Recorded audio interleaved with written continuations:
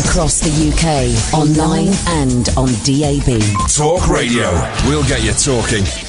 Talk Radio. Thank you, James. So, a general election has been called. So I thought to celebrate this, I'd like to know which really good actors have you seen in really crap films. This is Talk Radio.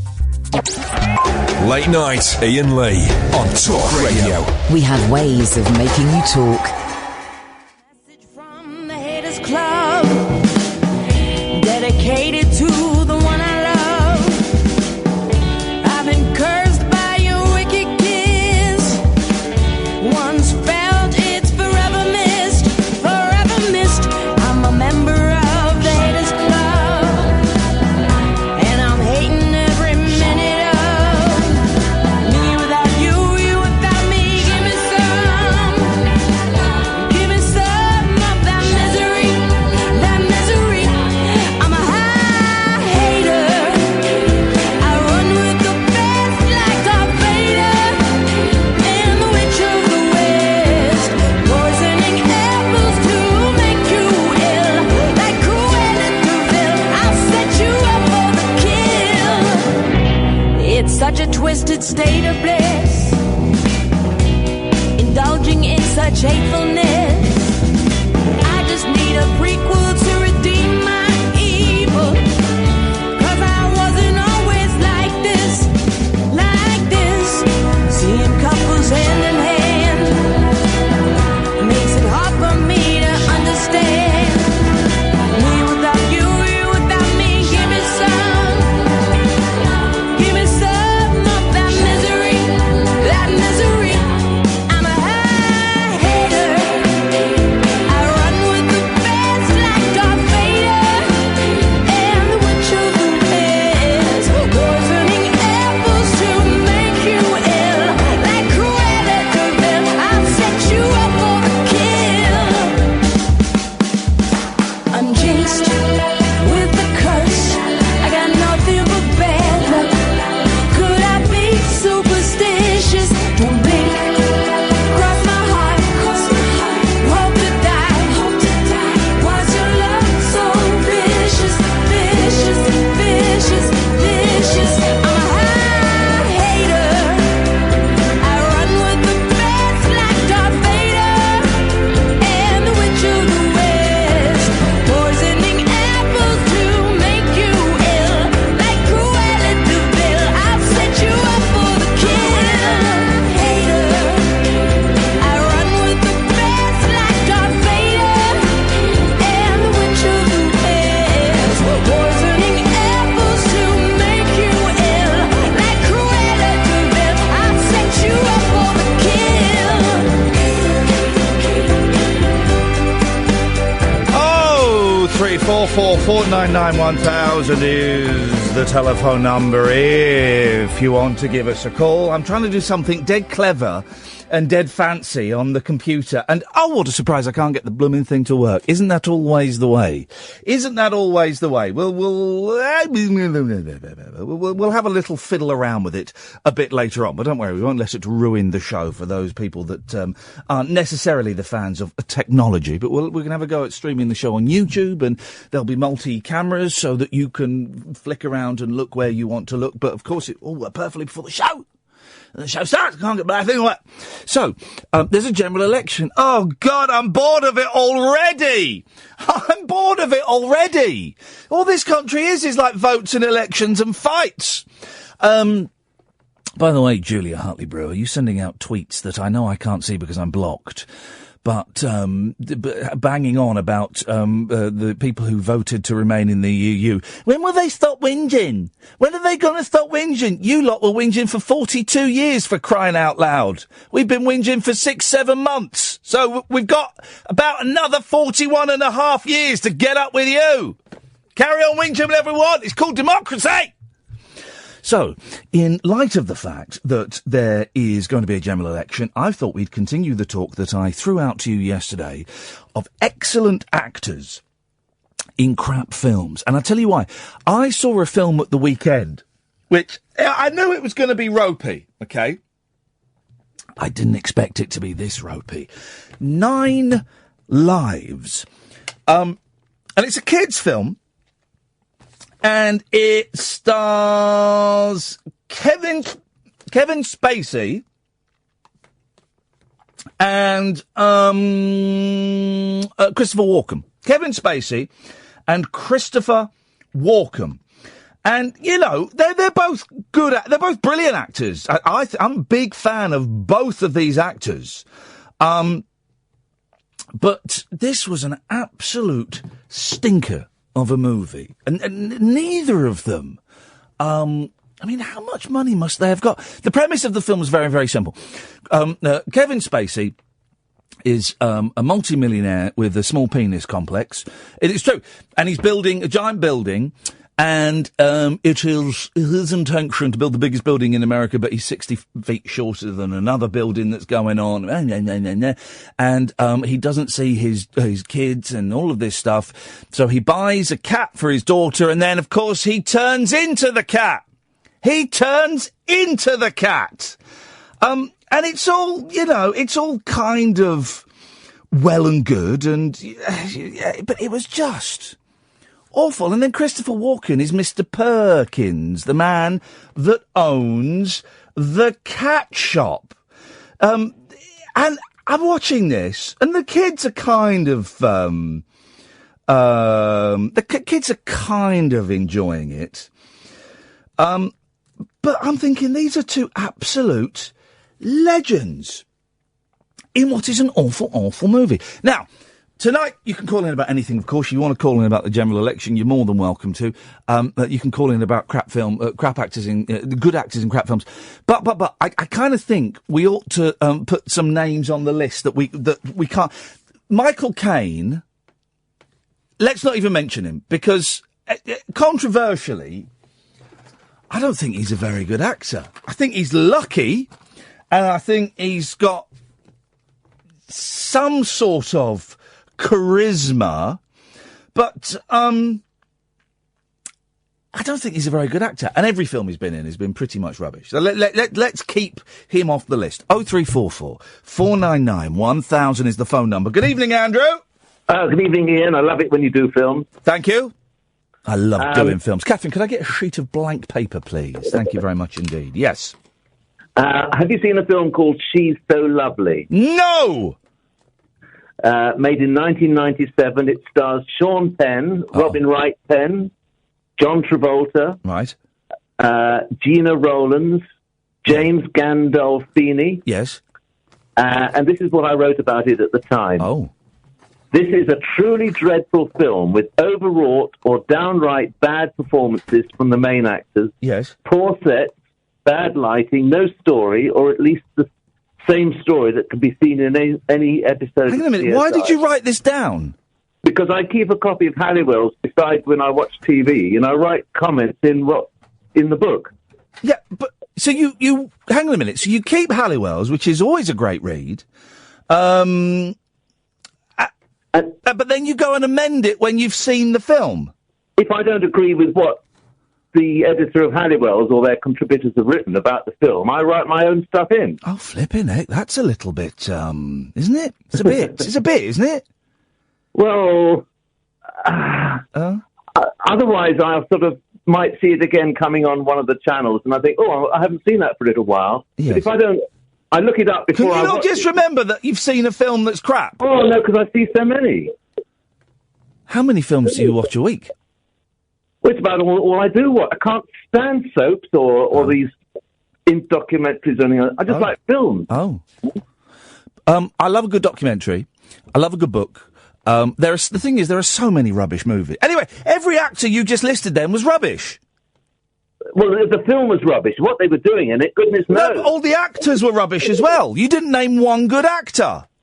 No, you're right there. Yeah. They were all I mean, we can all name rubbish films with rubbish actors in. I mean, Sean Penn and James Gandolfini, they're not exactly heavy hitters, are they?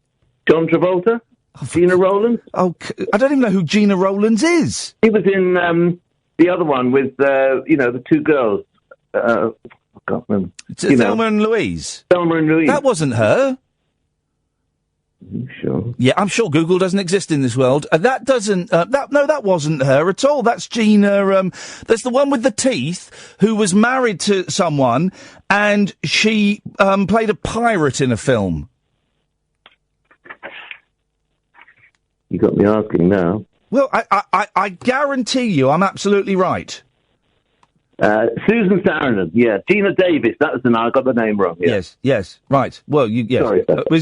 Hang on, so Gina Davis was in the film, or Gina McKee? Not Gina McKee. Gina McKee is Brian McLean's half-sister. She's good, Gina McKee. Gina Davis and Susan Sarandon were in Thelma and Louise. What did you write about that in your copy of Halliwell's? Well, I absolutely adore the film. I think it's one of the terrific film. I didn't write anything because I agree with it. So, pick another film that you disagree with Halliwell's review. A film called The Opposite Sex. Right. Which was an old 1956 film. And that starred Joan Collins, Anne Sheridan. Right. And I just said it's probably best forgotten. Oh, okay. Well, it's. I'm glad you get so much pleasure. I love it. Out of writing miserable things about crap films. Hey, do you ever watch the extras on DVDs? No, I don't think I don't think I know anything about that. Sorry? I don't think I know what you're talking about. What? The extras? The extras on DVDs? Oh, you mean the extra bits that are put in on DVDs? No, I don't watch on DVDs. I watch on the box. Okay, all right. Well, thanks for calling, Andrew. Okay, thank you. Bye-bye. If anyone else vandalises books, then good for you. 0344 499 1000. That was an unusual route to go down, wasn't it? Late Nights with Iain Lee on Talk Radio. Uncut after-hours conversation for the up-all-night generation. Late Night Iain Lee on Talk Radio. We have ways of making you talk. Okay, dear listener, I think we've got it working on YouTube. I think if you go to youtube.com/Mr. M.R. Iain Lee, you can watch the show on YouTube, streaming live, and fingers crossed, yes, there's a little button at the bottom where if you click on it, this may or may not, yes, you can see the back of Ed and Catherine, probably their finest parts, it has to be said. And then you can switch and you can come back to me. There we go. There's a slight delay, guys, but you'll see. So if you go to youtube.com/Mr. Iain Lee, you can see me doing the show, and then you can click a little button at the bottom, and it will take you to Ed and Catherine, who are busy dicking around on Facebook. And I can see exactly what you're doing on the computers. Thank you to Matthew Stevenson. Stevenson? Yes, that's his name, isn't it? Yes, of course it is. Who has been helping out and talking to me as though I were an idiot, which in the realms of technology such as this, I am. This is day one of us trying this. We're trying different things to turn this into a more immersive experience for you guys. So let us know how it goes. Let us know how you can go in there and chat as well. And if you guys, people are asking where the second option is. If you go to the bottom of that picture, then an option comes up to switch camera, guys. And hopefully there's audio coming through. I just don't know. It's day one. Gatford! Yeah, it's working, by the way. Can you hear through it? Yeah. I had to switch back to get you, but yeah, I could hear you. Okay. I couldn't switch camera. I hadn't tried that. It's early days, and it's with the. I'm using the camera on my Mac, which turns out is rubbish. So what I've got to do, got to get all technical. I've got to get two decent cameras, get some mixing software, and then I want to be the one that can switch cameras. I don't want you guys to have the power. I want to have the power.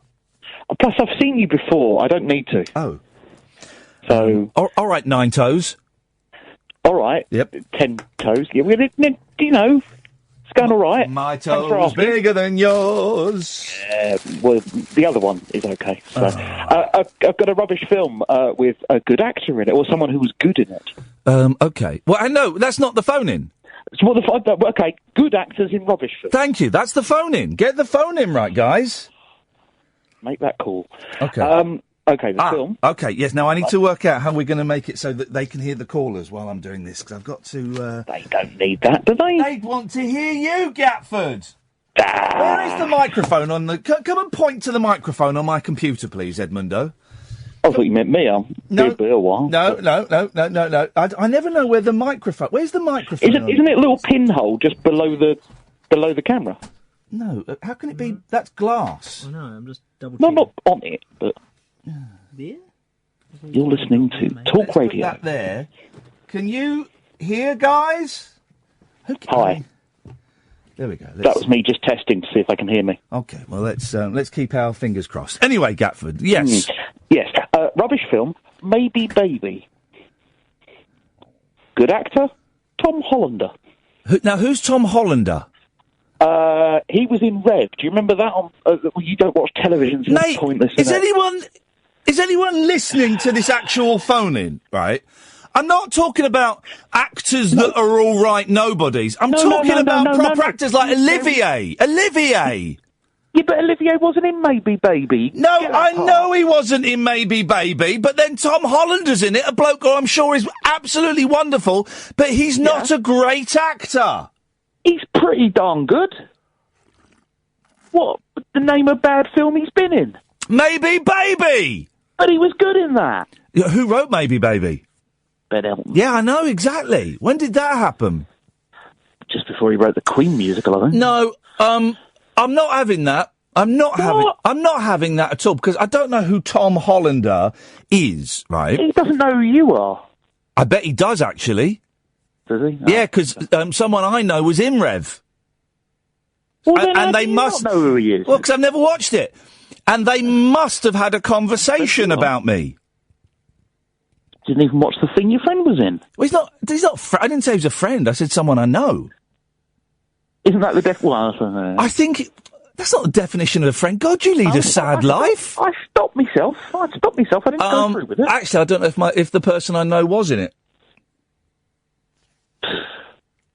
So that kind of leaves us. So that's not going on your list, then, no? No. I don't know. I don't. 0344 499 1000. By the way, I don't get what is so hard about this concept to grasp. Great actors in rubbish films, not people that your mum likes. I don't think my mum knows who Tom Hollander is, to be honest. Well, no one does, apart from Tom Hollander's mum. And your acquaintance? Miles Jupp. Was he in Rev? I don't know, I never saw it. Right, I'll give you an okay. Well, I've given you the example. What was the example? Come on. Kevin Spacey, two great actors, Kevin Spacey and Christopher Walken in 9 Lives. All right, I'll give you that. I'm so glad you didn't get through to spending an hour with Gatford last night. Flipping heck. We'd have all been... at least 2 people on Facebook that wanted that. Yeah, I know they were. One of them was a complete and utter arse who was being rude on Twitter and Periscope. Some woman being rude on Periscope. Get this right. Some woman on Periscope was going, well, these calls were obviously set up before the show. What? What would be the point in doing that? There would be no point in doing that.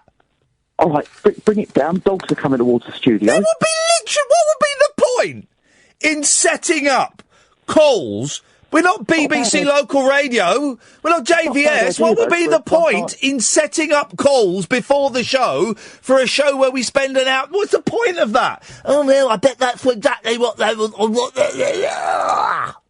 To be fair, there's a lot that's worked for you, because then Kath can just do it all before the show. And then Sarah's texted in. I'm always suspicious of people called Sarah. Sarah and Zara. Sarah and Sarah. I'm always suspicious, because that's not a name. A real name is Sarah. Sarah's a real name. Zara and Sarah are not names. And Sarah has texted him Tom Hollander is famous. Yeah. That's not really helping my case, though, is it? I need more. No, your case isn't helped. Paul, do you know who Tom Hollander is? I'm putting out a message to Sarah. Shut up, Gatford. Paul. Hiya. By the way, both of these gentlemen tried to get an hour with last night, and I'm so glad Catherine pulled them off. Now, Okay, yeah. Okay, right. A great actor in a rubbish film. Well, hang on a minute. Do you know who Tom? Do you know who Tom Hollander is? No, I don't. Is he the guy that was in that TV thing that he might be the next James Bond that was in that thing with Laurie? No, that's Tom. That's the night. That's the night manager. That's with Tom Hiddleston. Hiddleston. Oh, okay, then He's the man with the bum. Yes. I was close. That was the only. I don't know who Tom Hollander is. Sarah, thank you, says that Tom Hollander is very sexy. Paul, do you drive a Subaru? No, but do you know if you use certain letters out of the Subaru Impreza, you can make a phrase called you arse. If you use some of the letters from Subaru Impreza, you can make the word you arse. Yeah, that is brilliant. That is. How do you feel about Ian Jury and the Blockheads? Hey, Paul, there's a general election. Who are you going to vote for? Are you allowed to ask that? Yeah, of course we are. There's no flipping opposition, is there? Right, okay. So, that counts our number of parties. I will probably spoil my paper. Oh, and how will you spoil it? Don't answer that. No. Just by ticking 2 boxes and not 1. Well, then shame on you then. Yeah. Yes, but it still has to be read out as an actual vote as someone. Shame on you. Shame on you, Paul. Shame on you. Shame on you, Paul. What you should have said. Hang on a minute. Paul?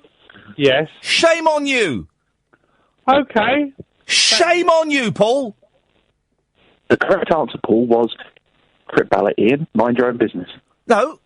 Paul. I'll vote for Tom Hollander then. That's fair enough. That's an answer. Yeah, fine. That's an answer. We can accept that. I believe he's running in Kettering. So. Don't waste your ballots. Or do waste your ballots. I'll be honest, we got the Tories. I said earlier on Twitter, we got the Tories until 2027. Actually, I need to rebalance that. We'll have them until 2032. Can I ask a political question? Of course you can. I'm a political mastermind. I'm a heavyweight. As Theresa May has now been Prime Minister without being voted... I shouldn't have used that phrase with you, Gatford. I apologise. That was insensitive. Sorry. Hello?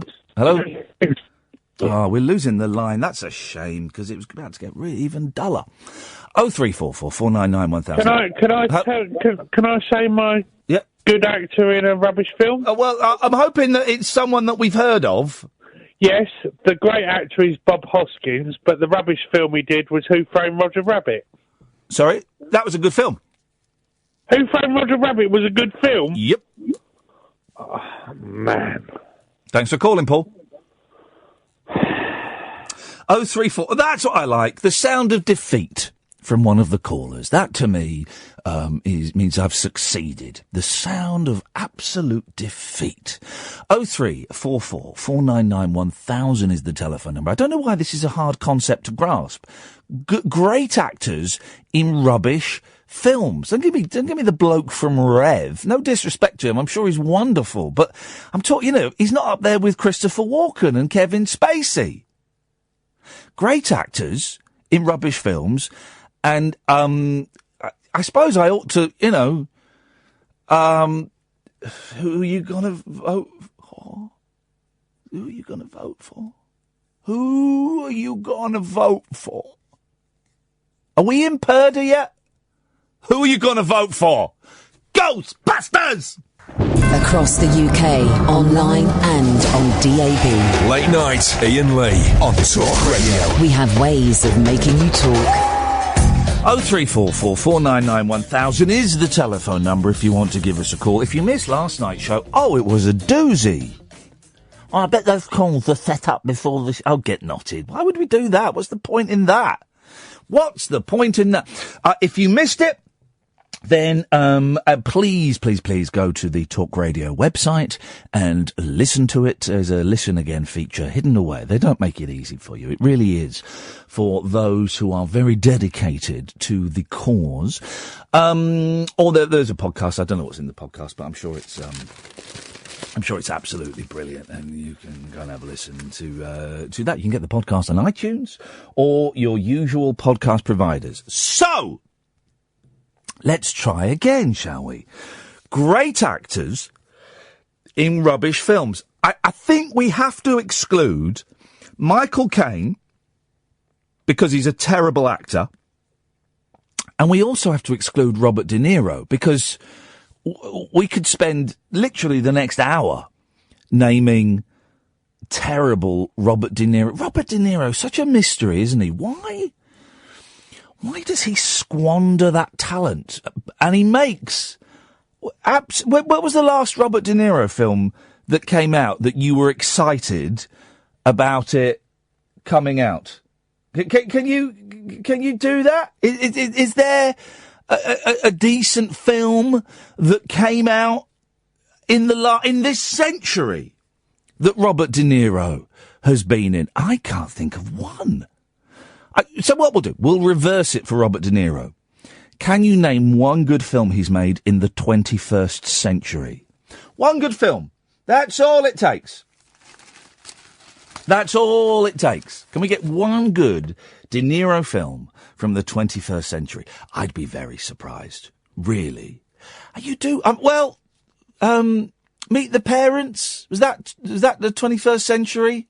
That would have been about 2000 and I'm going to say 2003. Meet the Parents. That's what I'm going to say. That was a good film. Meet the Fockers, not so good. But that's it. I can't think of anything. And Al Pacino's another one. I mean, how much money do they need? How much money do they actually need? You know, the rubbish that they... What was that terrible film with Adam Sandler and Al Pacino, where Adam Sandler plays... was it called Jack and Jill? Where Adam Sandler plays his sister, plays his own sister. And Al Pacino... There's a scene in it where Al Pacino's Al Pacino and Adam Sandler breaks an Oscar or something, and he says, "Oh, sorry about that, Al. Still, I bet you've got loads more." And he went, "Nope, only the one." And it was just, that's the only bit I've seen. And you kind of think, how much money do those guys need? Why are they doing films that are beneath them? I remember when a new Pacino film was an event, was a cause for celebration, was something exciting to be looked forward to, and now it's just, jeez, I don't know. 0344 499 1000 is the telephone number if you want to give us a call. You're more than welcome, of course, as you know, to call in about anything else that you want. I did think about how we would spin the general election, and I can't think of any way of making it interesting. Can't think of any way of making it interesting. I'll tell you my only thoughts on because I woke up about 10 to 11, and I turned on the radio. God, not that woman! And they said, Theresa May is going to make a speech. We don't know what it's about. And I thought, oh, she's going to say we're going to war against Korea. That's what I thought it was going to be. We're going to war against North Korea. So I was kind of relieved. But I even me, with my incredibly creative and inventive twist on the phone-in radio format, I can't find a way of making the election interesting. So, I mean, you can call in about it if you want, but what is there to say? Really? 0344 499 1000. Good evening, Andy. Hello, good evening. Good evening. I'm calling about good actors in poor films. Well, let's hope you'll be the first caller 35 minutes into the show that's got what I'm talking about. Russell Crowe. Oh, jeez. Yes? I think it was called A Wonderful Year or something. Based in France. Well, I don't know if I would class Russell Crowe as a great actor. Now, this might be controversial, but, I mean, he's just like a piece of meat, isn't he? Well, he's been a sort of gladiator and American gangster. I watched the first 20 minutes of Gladiator, and I thought, nah, this looks rubbish. I switched it off. Right, I haven't watched it yet, but I've got the DVD at home. It's on your list of things. Do you watch the DVD extras? I do buy a lot of DVDs with in the 2-disc sets. Yes. But I don't get around to watching them. No one ever does. No one ever does. Hey, and by the way, one of you cretins that listens to this show recommended a movie to me, and I bought it, right? Someone recommended this film, and I bought it, and it's been in my spare room on the shelf for about the past 3-4 months, right? And this Sunday I thought, I'm going to watch that film. I'm looking forward to this. So I took it down. I got the cellophane off, and it's a silent film, right? Right. Right. For some reason, and the silent film, it's got captions, right? For some reason, the captions were written in Italian, right? So that was bad enough. With subtitles? No, there was no option to make the it's an Australian film, but there's no option to make the captions in English. I thought, all right, I'll bear with it. But it's a modern film made like an old black and white silent film. I got an hour into it and I thought, this is rubbish. This is utter rubbish. It's a film called Dr. Plonk, right? And I can't remember who recommended it to me.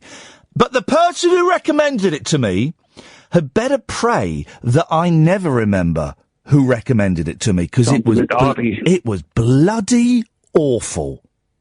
And another good actor, Will Ferrell. He was in one called Everything Must Go. No. Right, two things. First of all, every film that Will Ferrell has made has been pretty poor, but I enjoy them, right? I like them. But he's not a great actor. He's Will Ferrell. He plays horny, middle-aged men who think they're teenagers. That's it. Well, I did watch Talladega Nights the other night. Is it good? Very good, very funny. I like the one where he's an ice skater. Blades of Glory. And I like the one where he's a basketball man. Oh, semi-pro. Yeah. Very good. Basically every Will Ferrell film is exactly the same. But why mess with the formula, Andy? Yeah. Simon Pegg's films are like that, aren't they? He did Shaun of the Dead. Shaun of the Dead was good. Hot Fuzz was not so good. And The World's End. They were all zombie-based films, weren't they? What do they call them? The Cornetto films or something, don't they? I don't know, but they're all... They're all written and directed by him and the other bloke who used to follow me on Twitter, then stopped following me on Twitter. So I don't know. Andy, thank you very much indeed for that. 0344 499 1000 is the telephone number. Don't forget to tick your Radar Diaries. Late Nights with Iain Lee on Talk Radio. Uncut after-hours conversation for the up-all-night generation. Late Night Iain Lee on Talk Radio. We have ways of making you talk. We're trying something new. We're streaming the show on YouTube. Normally we do Periscope or Facebook. We're trying to stream the show on YouTube. Thank you to Matthew Stevenson, who's been helping. I've got this YouTube channel. The URL is going to change. So basically, if you go on YouTube and look for Mr. Iain Lee, that's my channel. It's going to change, and we're going to call it Rabbit Hole TV. And the idea I had in my head yesterday is that me and Kath and Ed as well, if you want, we're going to create content.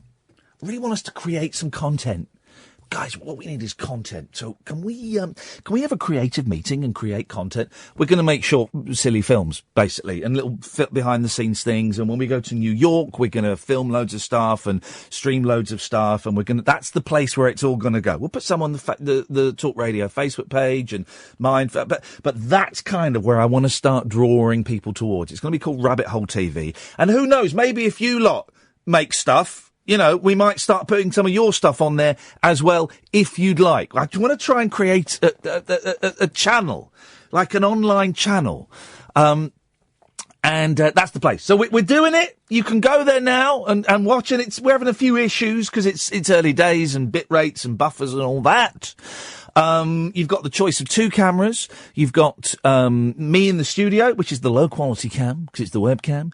You've got Catherine and Ed out there, and people are complaining that there's can't hear what they're saying. Well, they're not really saying a lot, really, and they're because they know that you're watching them, so they're minding their P's and indeed their Q's. But you can choose which camera. When push comes to shove, I want that power, so I need to look at that. So it's early days, but if you go to youtube.com/Mr. Iain Lee, you can go and have a look, give us your feedback. You can chat with all the people there as well, and see how that goes. But kind of working on turning that into a nice little channel. Great actors in rubbish films. Can I just say, and Craig and Dave and Pete, stay there. I'll come to you in a second. I watched a bit of a tribute to Billy Connolly on the telly tonight. It was awful. It was awful. Now, Billy Connolly, right, is a national...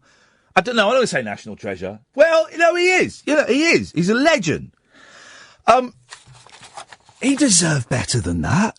It was lousy. For a start, a lot of the talking heads were just, like, punters, right? But what they'd done, this is the new thing. This is where TV's going, guys. This is where TV's going. A lot of them, they'd filmed themselves on their mobile phones and sent in. And a lot of them were in portrait. Flippin' heck! It was prime time, ITV, and most of the content, I said that word, most of the stuff was filmed by people themselves on their phones in portrait mode. It was lousy. Cheap, lousy, tacky TV. Billy Connolly deserves a whole lot better than that.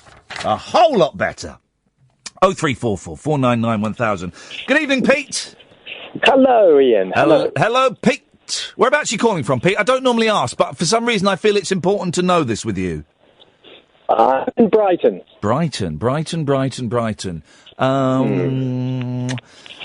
No, I have nothing to add to that. I like Brighton.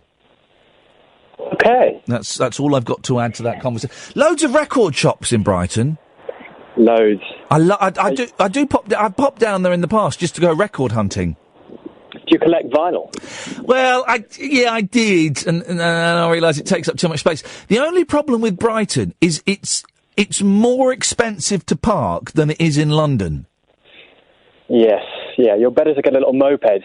Yeah, the parking. I went down there to do an interview, and ages ago, and then do some record hunting, and it was like £25 to park.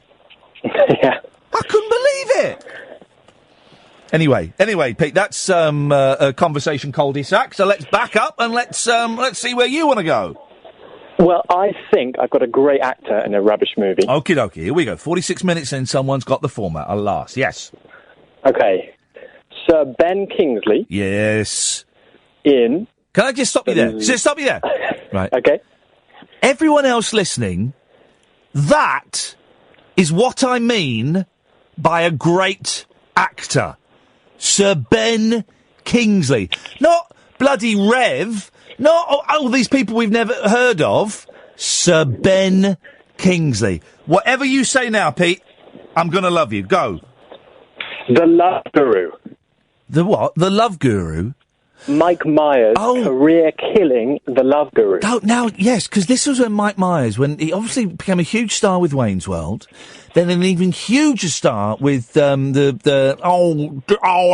behave. Austin Powers, yeah. which Will Ferrell, of course, is the funniest character in. And then he tried to create a new character, and it was the Love Guru, and I never saw it because it looked like an absolute turkey. Well, Kingsley plays some guru called Guru Stop Tugging My Pudder. Oh, jeez. And that's the level. Yeah, well... It's, dwarves running around, getting kicked in the face.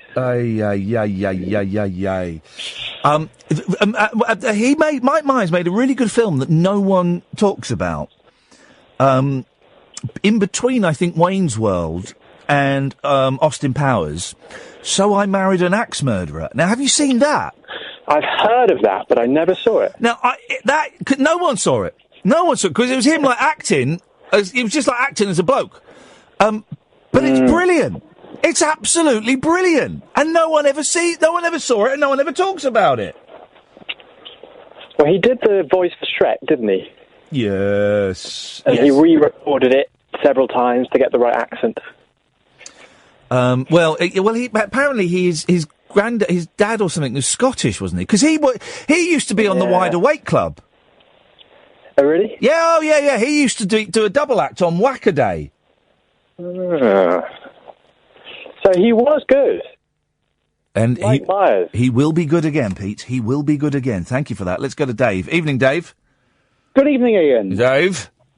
I enjoyed So I Married an Axe Murderer. It's a good film, isn't it? Yeah, it's a weird little one. Yeah, from when all I can remember is, whoa, man. When he's doing the beat poem about women. That was it, yeah. And it's got Stephen Wright, the very dry American comedian. Oh, yeah, he's good. Always good. But I do have a suggestion. Yes.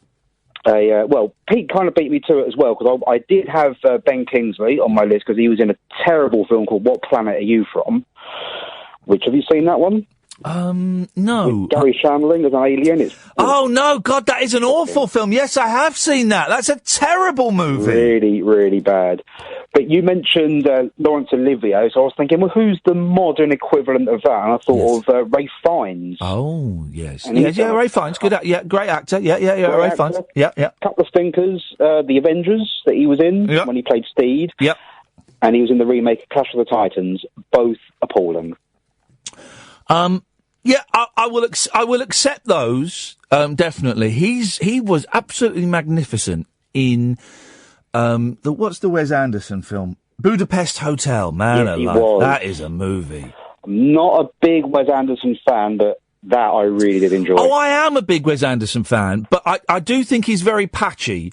I loved The Royal Tenenbaums. That is one of my did you not like that? I did not. Oh, it's one of my all-time favourite films. I love it. It's the symmetry and the stylisation over the substance when it comes to Wes Anderson. I think in that one, I think he gets the style and the substance. I think in his other films, Life Aquatic and the one where they go to India, I think that's more style over substance. Darjeeling. Darjeeling Express, whatever. But with the Grand Budapest Hotel, I think he gets both of them just right. Yep, agree. Well, also the other problem with the Royal Tenenbaums was I'm not a big Ben Stiller fan either. Dave, I'm going to have to cut you off for that. That's sacrilege as far as I'm concerned. Let's go to Dennis, because you never know when he's going to cark it. Yes, Dennis! Good evening. Wasn't Ralph Fiennes and Ben Kingsley on the same film, Schindler's List? Why? Now, here's the thing. Why do... We all know it's spelt Ralph, but why do we say Rafe? I don't know. That is the subjugation of the working man by the by the lords and masters, isn't it? Well, he was one of the Fine brothers anyway. I think he played the one played Schindler, the other one played The List.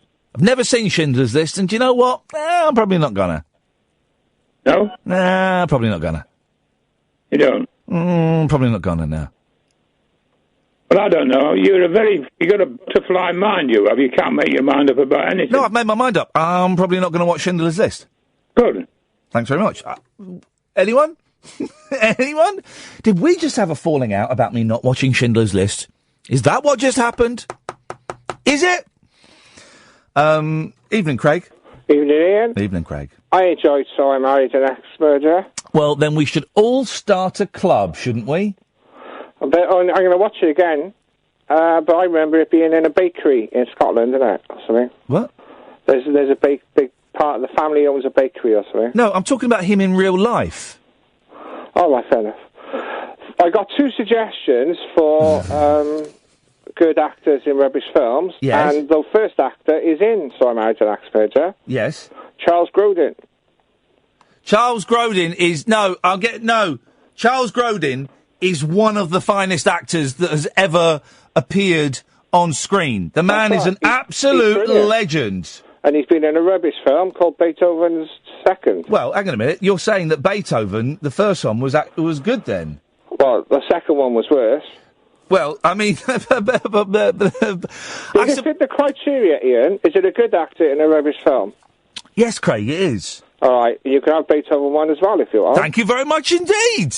I appreciate the, yes. And the second actor, Orson Welles. Yes.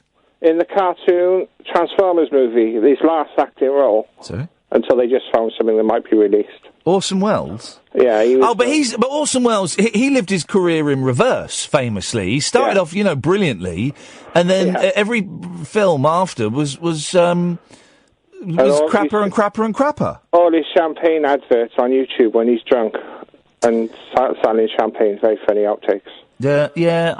He's. I mean, I don't think Citizen Kane's that good. It's good for what it did at the time. What did it do? What did it do at the time? Like the opening shot when they go through the graveyard sign and they had to build the sign so it's separated to let the large camera through. Right. So he built a sign. Yeah, and technically it's a marvellous film for the time. But it's a bit, maybe it was an original story then, but they've been done since, haven't they, where there's a secret mulligan, well, it's the reverse of a mulligan, isn't it, really? We don't find out. No, it's not a mulligan, it's a MacGuffin, isn't it? Oh, sorry, MacGuffin, Thank you. Catherine doesn't believe that that's a real thing, a MacGuffin. Doesn't she? Carol MacGuffin, who used to work here, I think. Yeah, it's like the Pulp Fiction briefcase and things like that, isn't it? Things that apparently seem important, but actually they are not in the slightest. Yeah. So, the old Rosebud and all that. Yeah, it's a sledge. But spoiler alert, guys. How can it be a spoiler alert? The film's 60 years old. That's the thing. Things for their time. It's like Wizard of Oz was amazing because it went from black and white to colour. Yeah, well... But that would be ridiculous now. So, it's of their time, these movies. They're of their time, these movies, aren't they? Yeah. They really are. I don't know. I'm beginning to think that there are no more good movies left in the world. That's the thing, right? With Michael Myers, everyone slates the Cat in the Hat movie as killing off Dr. Seuss live action. Oh, God. That movie is amazing. I think Dr. Seuss is absolute rubbish. I could write a Dr. Seuss book. I liked 2 or 3 of his books, but he didn't write all of them. They're written by someone else, aren't they? Yeah.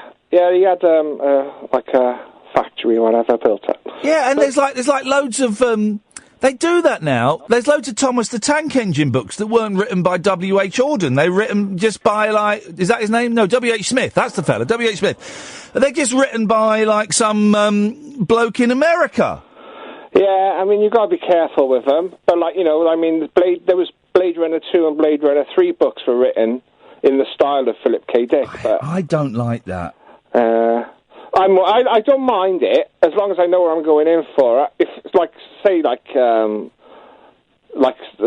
the Shining movie. Yes. I'll see everything from the Shining movie. I'll see the TV movie. Yes. And the book. You bum The Shining. I like to see all of it, yes. Have an idea of it all. What? Even the TV movie of it. Yes. It was rubbish, but there was some bits in it which were quite good from the book. Yes. And the most terrifying thing in that was John Boy Walton's wart on his face. Yeah, it was very sad. It's sad is the word. Craig, thank you very much indeed. We got an hour, and I don't actually know if we achieved anything with it. I suspect we may have just we may have just spaffed an hour of radio on nothing. I think that's what's happened there. We'll try again, shall we? We'll regroup and reboot. 0344 499 1000 is the telephone number. Great actors in rubbish films. And, I need your help. Is there any way we can make discussion about the general election interesting, because I've been racking my brains and I can't think of anything. Talk Radio. 0344 499 1000 is the telephone number if you want to give us a call. Is there any way that we can make talk about the general election vaguely interesting? Because I'll be honest, I just can't think of it. Across the UK, online and on DAB. The wild man of late night radio is back. Differently interesting nocturnal emissions from a legend of late night radio. Iain Lee, on air and off the leash. On Talk Radio. We have ways of making you talk. 0344 499 1000 is the telephone number if you want to give me a call. Late nights with Iain Lee. You know the score, don't you? What, you don't? What, there are new people? New people listening to the show? Then let me tell you, it's a late night phone-in show, unlike any other late night phone-in show, in as much as I'll sit here and talk about stuff, and you're welcome, to call in about the stuff I talk about. I'll talk about what's happened in my day, a film I've watched, a book I've read, I'm feeling crap, I'm feeling good, I'm feeling a little bit anxious about having to have a rabies shot. But you can call in about that stuff. You can also call in about absolutely anything else you want. Absolutely anything else you want. This isn't like some of those stuffy radio stations where they say, oh, no, we're not talking about that. No, if I can bring you back to the question that we're doing. No, it's not like that at all. At all. You can call in about anything. 0344 499 1000. The phones usually get a bit quiet in the second hour. Busy in the first hour. Quieter in the second, and then they kind of pick up again after midnight. So now is a really, really good time to call in if you want. Now, the things that I have introduced to the conversation are great actors in rubbish films. And I do mean great actors, not Tom Hollander. And I don't want to diss the bloke. I'm sure he's brilliant, but he's not a great actor. 0344 499 1000. I'm experimenting by streaming the show on YouTube this evening, and if you want to have a look at that, you can do. If you go to youtube.com/Mr. Iain Lee, Mr. Iain Lee. I'm trying to create a channel there. It's going to be called Rabbit Hole TV. I need to change the URL, but I can't do it. It's going to take 30 days. If you go there, and if you're watching on a computer, you can watch me in the control room. You can watch me in the studio, or you can click a button. Ed, you come in and have a little thing. There's no microphone on the left-hand side. The microphone's there. It's apparently under some grid thing on the left-hand side. There's a grid thing? Yeah, according to Google. So if you just leave it there, it might work. Okay. We'll try it out. There? Yeah. Where do they think it is? I think it's there. Actually around there. Okay, let's see if that works. All right, thank you. We're literally just trying this out. Streaming on YouTube. Coffee? No! Water? Yes! And so you can watch Mr. Iain Lee. And if you're watching on a computer, you should be able to switch between two cameras. The camera on me and the camera that's in the control room. And we're going to try this as a little thing. The dream scenario will be me controlling the cameras. And when we have a guest in, I'll be able to have a camera on me and a camera on a guest. That's the thing that we're trying to do. And here's the question, right? Because I know that this show is different and we do different stuff. And boy, wasn't last night an absolute joy. Thank you to everyone who called in and everyone who listened to last night's show and all the lovely comments. Thank you. I can't think of a way to make the general election vaguely interesting. Right? And I know that James did it and all the shows today will have done it. And all the shows on all the other radio stations will probably be doing it. I'm bored of it already. What is there to say? Oh, it's the day before my birthday. Whoop-doo. A few days before we go to New York. Yeah. There's nothing to say. So, if you can think of any way that we can make the general election interesting as a phone-in topic, oh man, I'd love to hear from you. 0344 499 1000. 0344 499 1000. It only costs you pennies to call. That may be free. We call you back. Simple as. Keith's on the line. Good evening, Keith. Hello, Ian. Hello, Keith. Hi. Hello. Hi. I was phoning about you were on about the rabbit hole thing. Yes. Are you looking for contributions from the public, or is it just what you're going to be doing? Well, I want this to. So I want to create a channel, right? A channel where people can go and get all my bits and pieces. But it did cross my mind that maybe if there were, listeners that had made something that was interesting and was good, then it might be an idea to put that on the channel as well. What have you made, Keith? Oh, it's nothing much but me nephew, Harry, he's very fast runner. And I take videos of it. It's interesting to see his progress. Yes. Fast runner, you say. How fast is Harry? Oh, well, he's 20. He's 15, right? Yes. And he's done the 200 metres in 34 seconds. It's a good quality run, that. The 200 metres in 34 seconds? Aye. I think I could do it faster. I used to run the 400 metres in 48 seconds. Oh, no. Well, it's in his year group. He's third or fourth best. Does he know that you make these videos? Oh, yeah. No, it's sports. It's what you call sport video, Sports videos? No, we sport video. Sports videos? We put inspirational music on it, like... Chariots of Fire? No, more like Coldplay or... Snow Patrol? My wife likes to put U2 on. Okay, yes. Yeah. Yeah. And... So it's him running, but do you choose songs that are 38 seconds long? Nah, they just run out when they run out.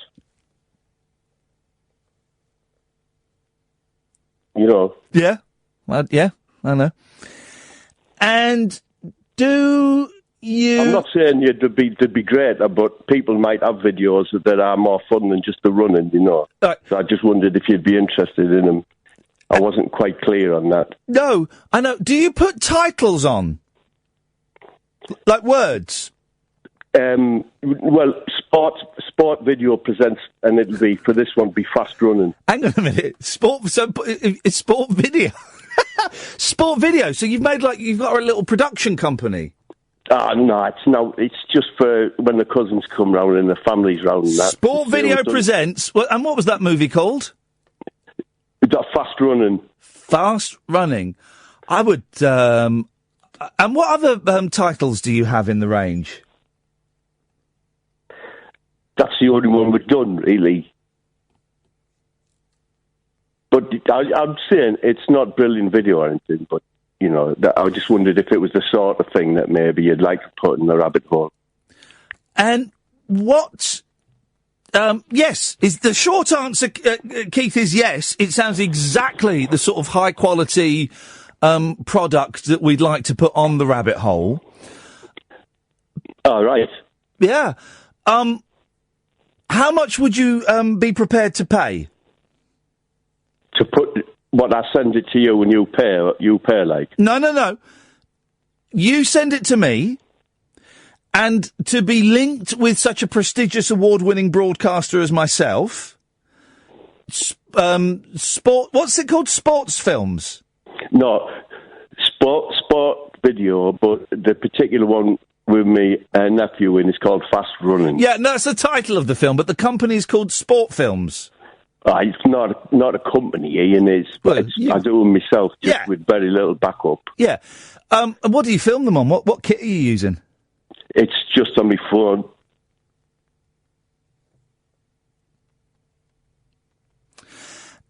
Yeah. I could put that up there for 50 quid. Well, that'd be, 4 weeks of his pocket money, like. Oh, he's paying, is he? Well, I'm not paying for it. I put a lot of work into the video itself. Well, that is the thing. It could generate a big audience. Can I ask a question? When you're filming it, do you hold the camera? It's a rectangular shape, the camera, yeah? Yeah. Do you hold it so the rectangle is pointing up? No, I don't do that. I put it, I think they call it landscape. Yes, you do it landscape. Yeah. All right. If you don't, it's just like a strip in the middle of the telly. I did that for stuff. Yeah. It was a shame because he was particularly fast that time, like. And you missed most of it? No, I got it, but it's just in a little strip. I wouldn't be interested in that one. No. But the ones where you filmed in landscape... I didn't put music, that one, Ian. I didn't even bother. How often does he go running, this lad? When there's a competition, it's coming into season now with the summer coming along. Yeah. Keith, I think I'd definitely be interested in, it was Harry, was it? Harry, yeah. I'd definitely be interested in supporting Harry and showing his movies.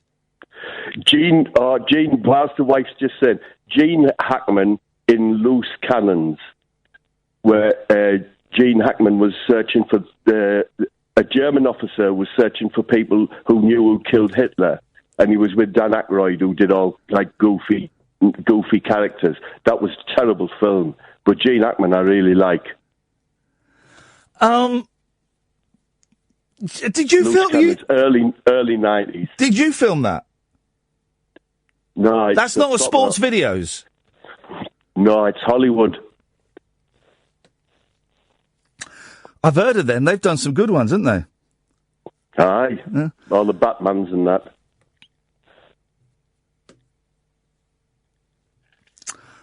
So, anyway, yeah. Dan Aykroyd might be coming on this show soon. I'll ask him to do the voices. From Loose Cannon? Whatever. I bet he's got other voices. Okay, Keith. Well, you get those videos to me. Oh, yeah, that's the last then, yeah. Not Loose Cannon, the Harry video. Aye, I will do.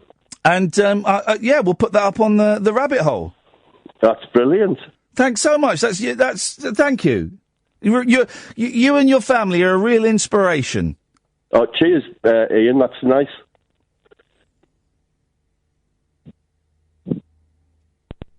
We go.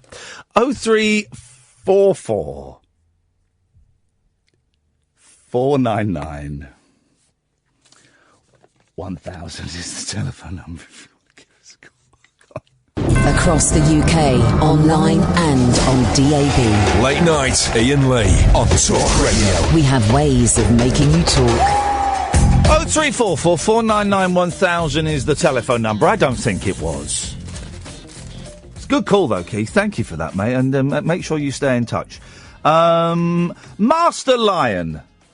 Hello there. Hello there. How are you? Yeah, I'm okay. Good. Wanted to talk about that F word again. So I don't know if it was you I spoke to last time. And considering the election, something that is probably on a lot of people's minds, especially in Lancashire and Surrey and Sussex at the moment, would be fracking and onshore operations of drilling. Right. I don't know if any of your listeners might be aware or not, but there's a protest going on in Preston New Road at the moment, which is Lancashire. Right. People have come from various places in the community are gathered and consistently every day at the site going to protest, and they said no. The local election, the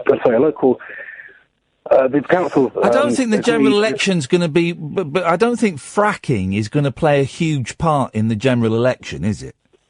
Well, Labour and Greens and the Lib Dems as well are all united that they do not want fracking on this island. Well, none of them mentioned it today when they made their statements after Theresa May's announcement. Well, I'm mentioning it now. Yeah, but you're not Labour, Lib Dems, or the Greens, or SNP, or you're not any. None of them mention it. It's not a major concern for them. Well, it is for the people who live near potential fracking sites, which is potentially a lot of people as well, because they want thousands of wells in the country. No, but I'm saying that you said the political part. They haven't mentioned it. That's not what this election is going to be fought on. it is one of the things that people are going to be taking into consideration, I'm sure, especially the people who live near these places. No, it's not. It's not going to be one of the things that swings the election one way or another. If you say so. Well, I do say so. You know, That's your opinion, you're entitled to that. Sorry? That's your opinion, you're entitled to that. No, well, no, it's not an opinion, it's fact. Well, I mean, what would you say it's going to be decided on then? What do you think it's going to be decided on? Well, it depends on whether they try and scam more seats again this time. Sorry, did I say that? I think it's going to be one of the key factors in deciding, of course. Also, along with the fracking. NHS. Fracking. No, it won't. Fracking won't figure in less than 1% of the electorate's mind. It won't at all. There's one thing that's going to drive this election. Go on. What do you really need me to tell you? Well, please enlighten me. Have a guess. We learn more if we work things out for ourselves. So have a guess. Austerity, the NHS. No. Bedroom tax. No. Well, enlighten me. No, keep going, because as I say, we as a species, we learn more if we're able to work things out for ourselves. Well, actually, I'd like to take the opportunity to talk about the police violence at Preston New Road against protesters. Hang on a minute. But hang on a minute. We're having a conversation where I'm trying to help you. So, what do you think the general election will be based on? It's not going to be based on fracking, and it's not going to be based upon police violence against a small number of protesters. There's one thing that's going to drive this general election, and I know that you know what it is.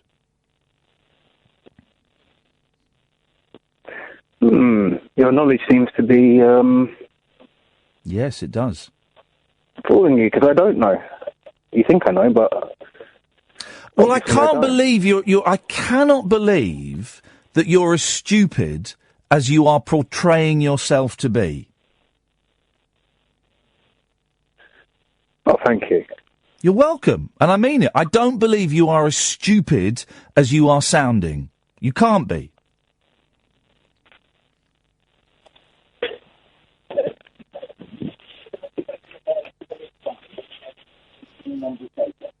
I'm not lost for words. You're calling me stupid now. No, I'm not at all. I'm saying I don't think you're as stupid as you're sounding. I'm not calling you stupid. I'm saying you sound stupid, but I think better of you. What's the election going to be decided? General election going to be decided on? He's taking a pop quiz. Wage increases or... He's actually asking. He is as stupid as he sounds. God. Brexit? Wow! We got there! Well done! Yes! Well done, everybody who you had to... How many people... It's like a pub quiz. How many people on your pub quiz team? You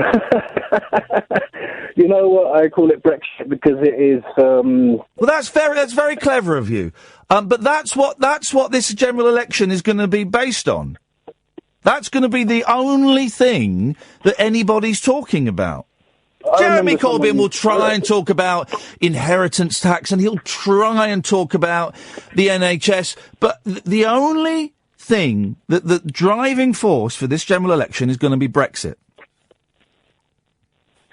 Well, I read somewhere that they're going to offer people who want to stay in the EU the chance to stay in the EU. I think I might think about that because I like my human rights. I mean that, or I'm going to have to think about leaving the country. I mean, where did you read that? I really can't remember now. No, because I heard the woman being interviewed that had come up with that, and that is obviously nonsense. I heard her being interviewed on another radio station. They were talking about individuals remaining in the EU. Well, that isn't going to happen.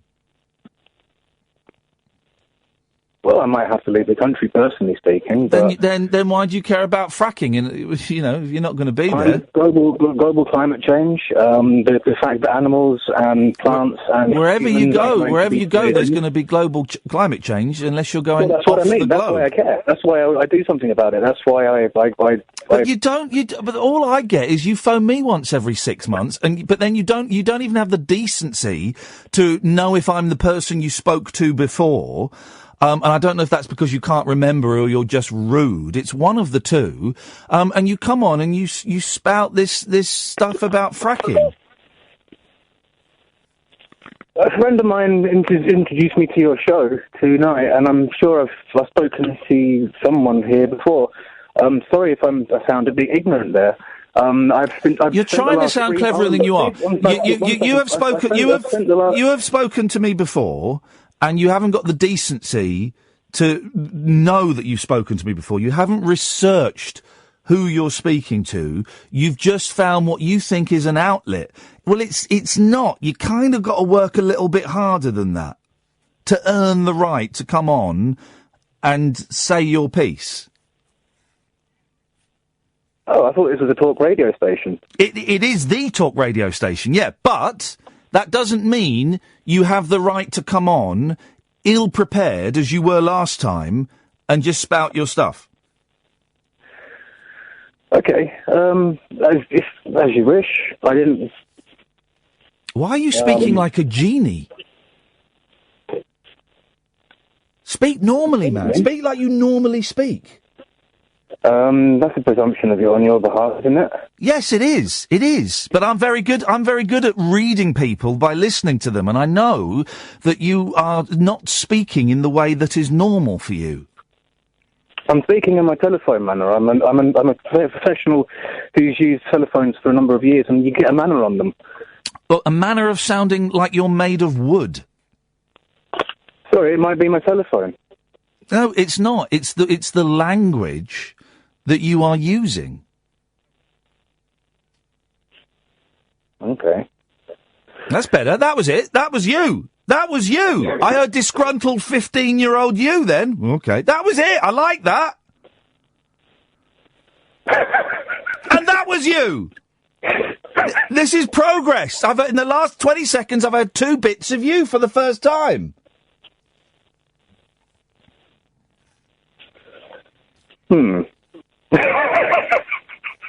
That one's a bit false.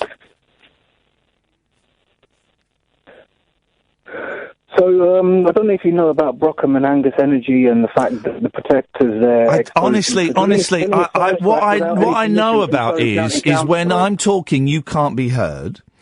And what I also know is I kind of like conversations, and this is I prefer conversations over lectures. So I don't really want to be lectured to. And here's the thing, and I think we had this conversation before. When you're trying to get a message across, lecturing people makes people feel patronised, whether you mean to or not. They feel patronised, and it's better to, and take it from me. I've been broadcasting for 15 years. I'm a teacher. I give lectures. I give talks. I teach kids of all ages. What works better is talking to them and having a conversation with them. That's what works better. You stand there and you talk to someone for 20 minutes. After 2 minutes, it's been proven, they stop listening.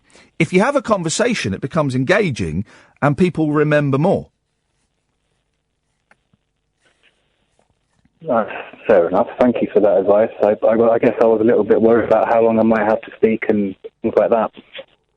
Why were you worried about that? Well, I don't know if you have a time limit on per No, because you've not listened to the show. Well, my friend listens to your show and suggested that I might... Right, but what makes you think you have the right to come on and talk to my listeners? What makes you think that this show would be appropriate for you to talk to my listeners? What makes you think I would want you to talk to my listeners? What makes you think... You've not... Whenever I go on a show, whether it's a radio show or a TV show, I always make sure I've at least watched or listened to one episode So I know what it is. So I know what tone to use. I know what speed to speak at. I know what kind of language they're expecting. So I've got a feel for it. Always do. And you've not had the decency to do that. I've heard talk radio in the guy's car before. I don't, I'm no offence, but I've a lot of things on my mind, and so why should I let you on my show? No offence. Well, why not? It's conversation. You were talking. Well, it's not though. It's not conversation. It's you trying to lecture, and it's boring. But we've had a conversation. Yeah, and I've made it interesting. Okay. Well, I'm sorry to trouble you. You're not troubling me at all. I just obviously have pressing concerns on my mind. I mean, I don't know what your stance of it is, even if you have one. Well, you remember we spoke about it before, so I'm sure you'll remember my stance on it. That was 6 months ago. I've had quite a few 18-hour days and exposing oil corporations for drilling sidetracks without permission since then. You don't even know if we did speak before. You don't remember. I remember phoning Talk Radio 6 months ago. I'm being honest here. But since then, you've been busy having 18-hour days exposing big corporations. Not consistently, but that's something that's what I've been doing, yes. Okay. Job as a council and health and safety executive, and I'm an IT professional. I shouldn't be doing that. Well, don't do it then. Go and do IT. Don't do it. Don't do it. Don't do it. What have you changed? What have you changed in the last 6 months? Give me one concrete bit of evidence of one thing you've done to make the world better in the last 6 months. I don't have to do that. No, you don't, but I'm just asking, because we're having a conversation. Give me one piece of evidence, or tell me one thing you've done that's made the world better. Well, it made the front of the page of the Telegraph. Right. Give me one thing that's made the world better. Being on the front page of the Telegraph doesn't necessarily count. We've got people who are now looking out for their communities, fighting big corporations who only care about profit. Tell me one thing you've done that's made the world better in the last 6 months. I've made people laugh. I've made people smile. I've been a friend to people. Oh, Jesus Christ. But that's what we do as human beings. Tell me one thing you've done in your campaigning hat that's made the world better. Well, if none of them are good enough for you, I picked up some litter. You haven't given me any example. Well, picking up litter is great. I pick up litter. But I don't... I pick up litter. The other day I picked up some litter. Everyone should pick up litter. What's that got to do with campaigning? These 18-hour days that you're talking about. Well, I'm sorry, it's exposing a corporation. Tell me one thing you've done that has made the world better as part of your campaigning. In the last 6 months. I've raised a lot of awareness, talked to a lot of people about this. Oh, God. No, you haven't. The thing is, right, you probably think you're raising awareness now. You're not. You're lowering awareness. Well, I apologise, and maybe I should end the call. Okay, that's what you want to do? Well, no, but you seem to be putting me down so much. No, I'm not putting you down. No, I'm asking you. I'm asking you. I want to know about you. I'm asking you. Give me one example in your campaigning world where you have made the world a better place. You're asking for something tangible. I'm asking for an example. Well, I'm sorry if doing something that exposes a corporation for lying, which anyone else, anywhere else, if they built a fence or a shed or a castle with like someone did, they'd have to take it down because of the council. You're scared to admit that you've wasted the last 6 months. And that's fine. Your opinion. I've wasted your opinion. I've wasted huge chunks of my life. Huge chunks of my life. I won't waste any more time talking to yourself. Good day, sir. Thank you. Good day, sir. Good day, sir.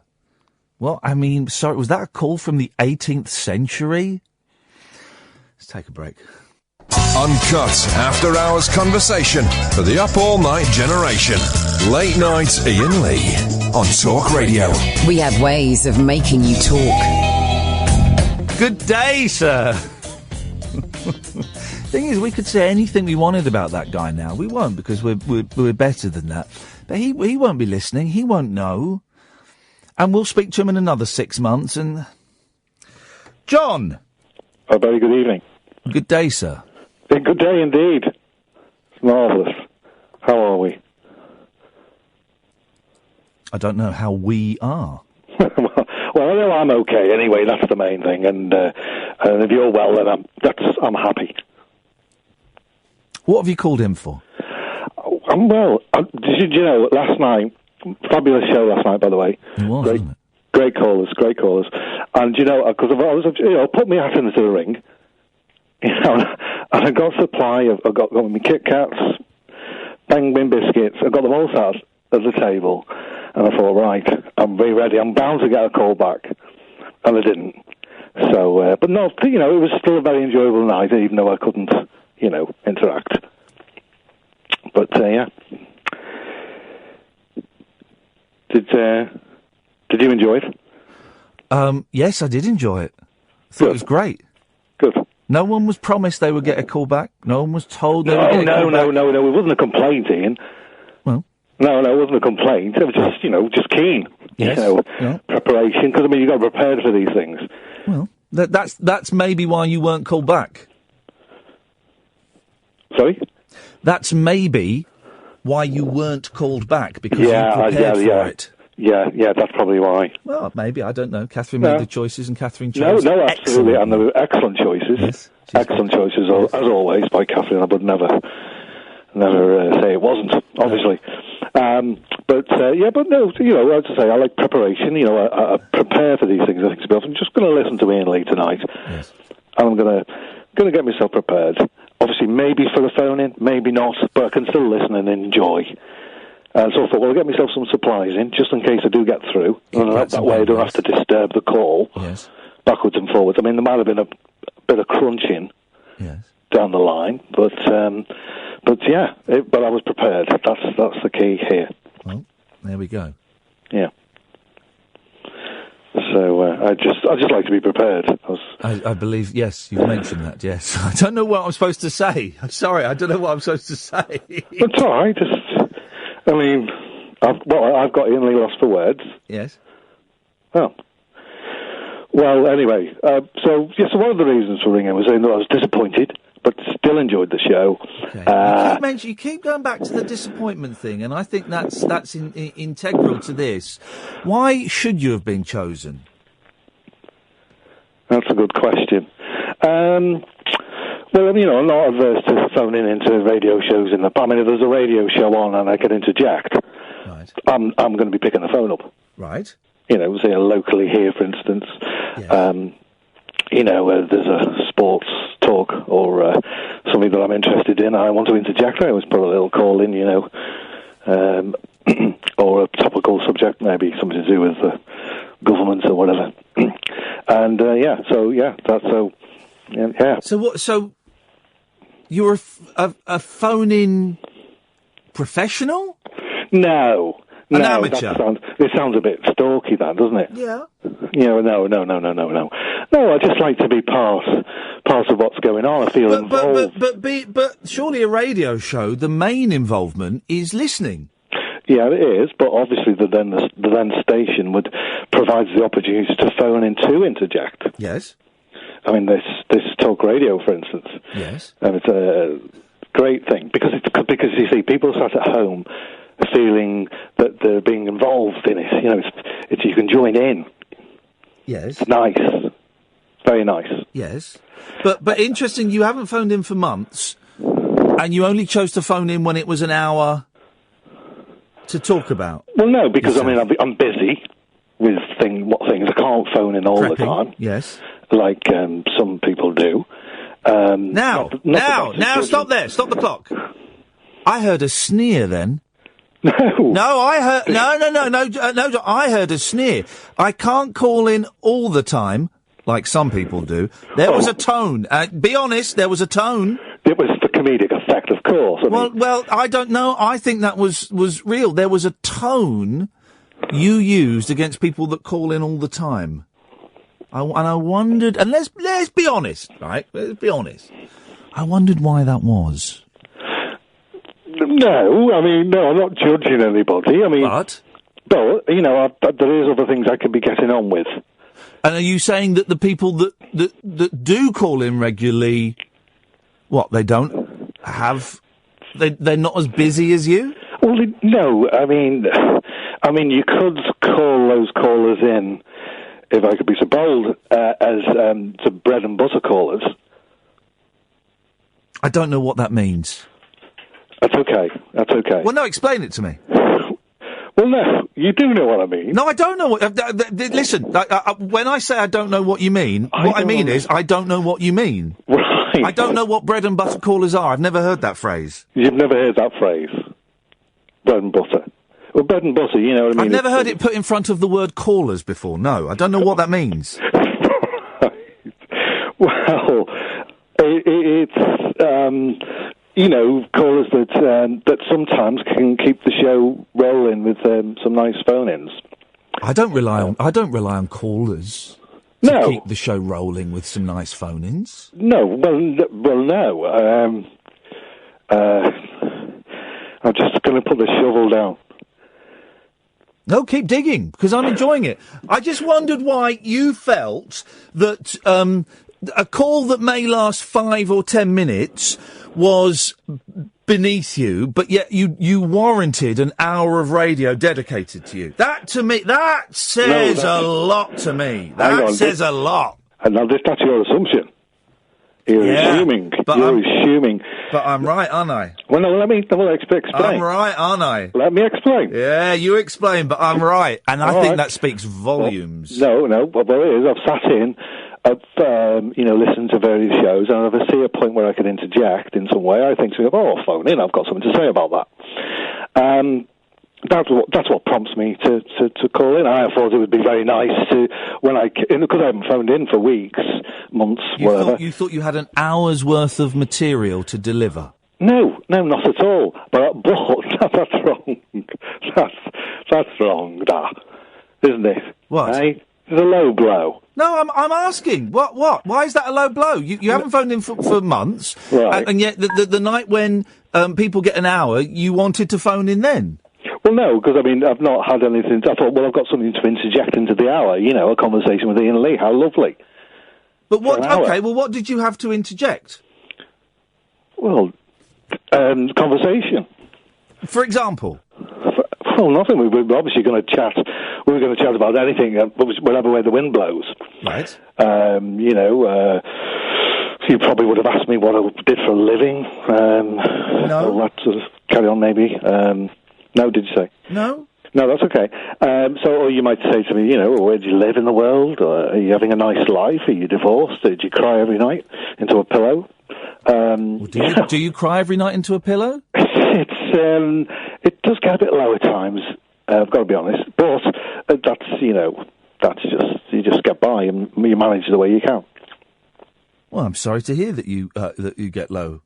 Well, no. Well, honestly, it's not a worry particularly, but that's it. You see, we could converge in that part of my life, But there is a lot.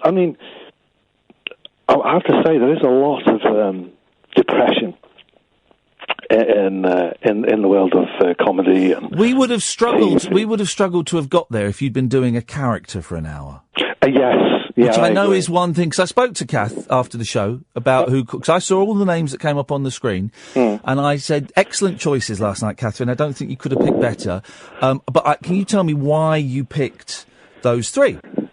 And I saw a few names coming up, and we discussed the names I could remember, and one of them was yours. And she said that you had asked about doing it as a character.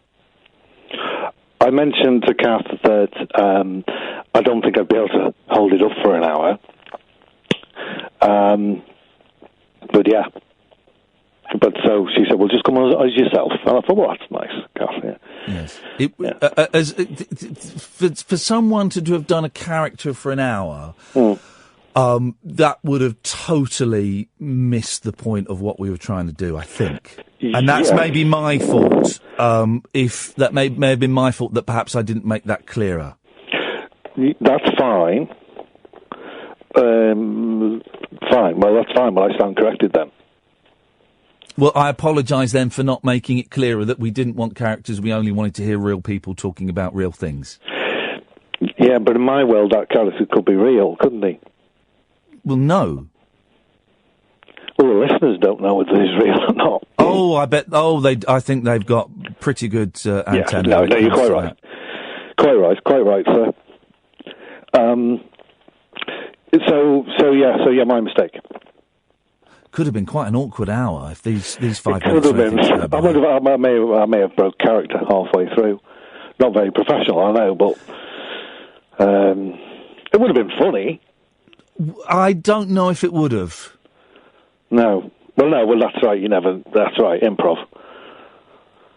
Yeah. Yeah. But yeah, it may have gone either way, really. No, I think I know which way it would have gone. I would have enjoyed it. I don't know if anyone else would have. Yes, they like that sort of thing, don't they?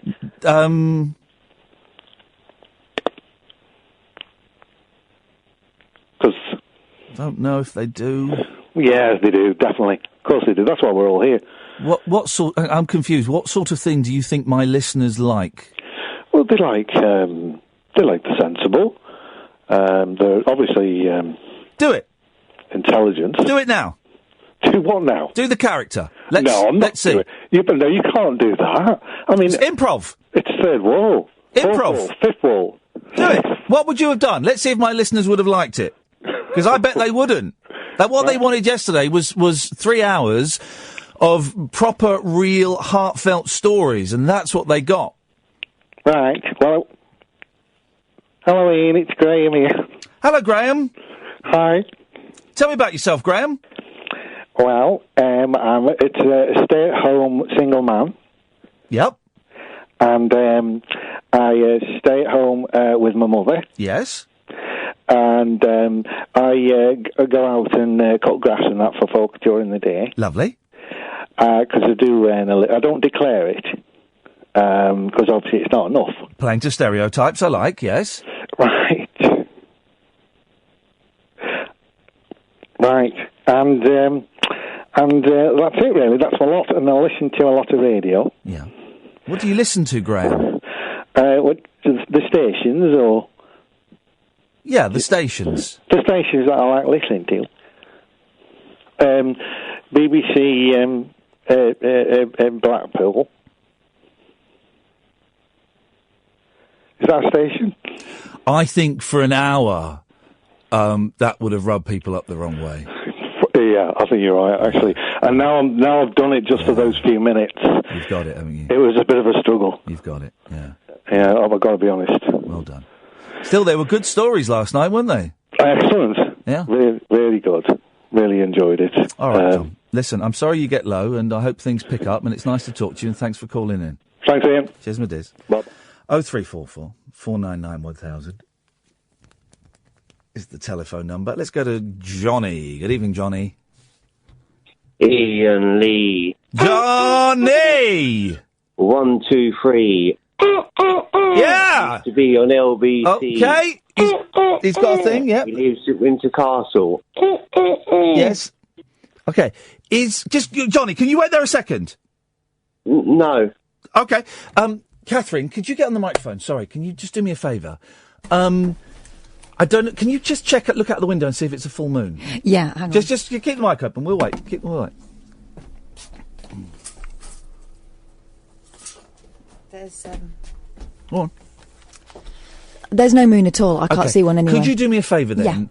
Yeah. Could you go up onto the roof Yep. and just switch the bat signal to off? Okay. I think hang you on. left it on. Give me 2 minutes. Okie dokie. Get my ladder. Beautiful. Thank you very much. We'll switch the bat signal off. Yes, Johnny. It's still going. Johnny? Okay, that's Pob, yes. Okay, are you going to use words?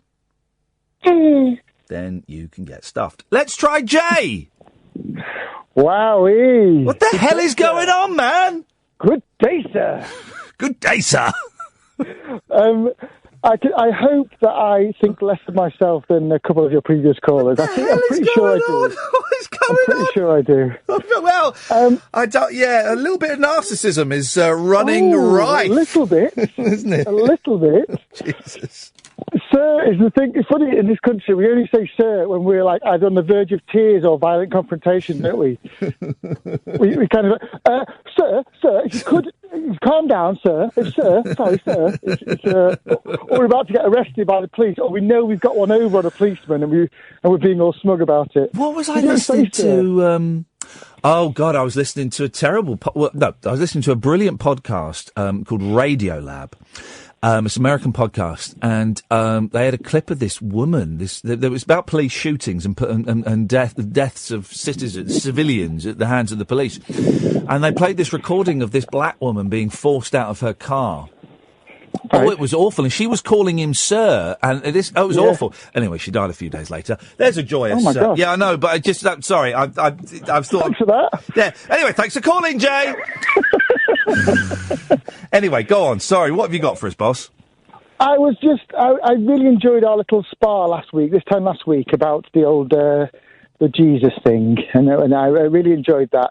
Oh, yeah. And it occurred to me that I was listening back to it. Yes. There's my own little bit of narcissism, but I was listening back to it, and it occurred to me that I never get the thing that I'm trying to say out when I call in with you, and you're very. It's debating the way you were debating is a real kind of power imbalance.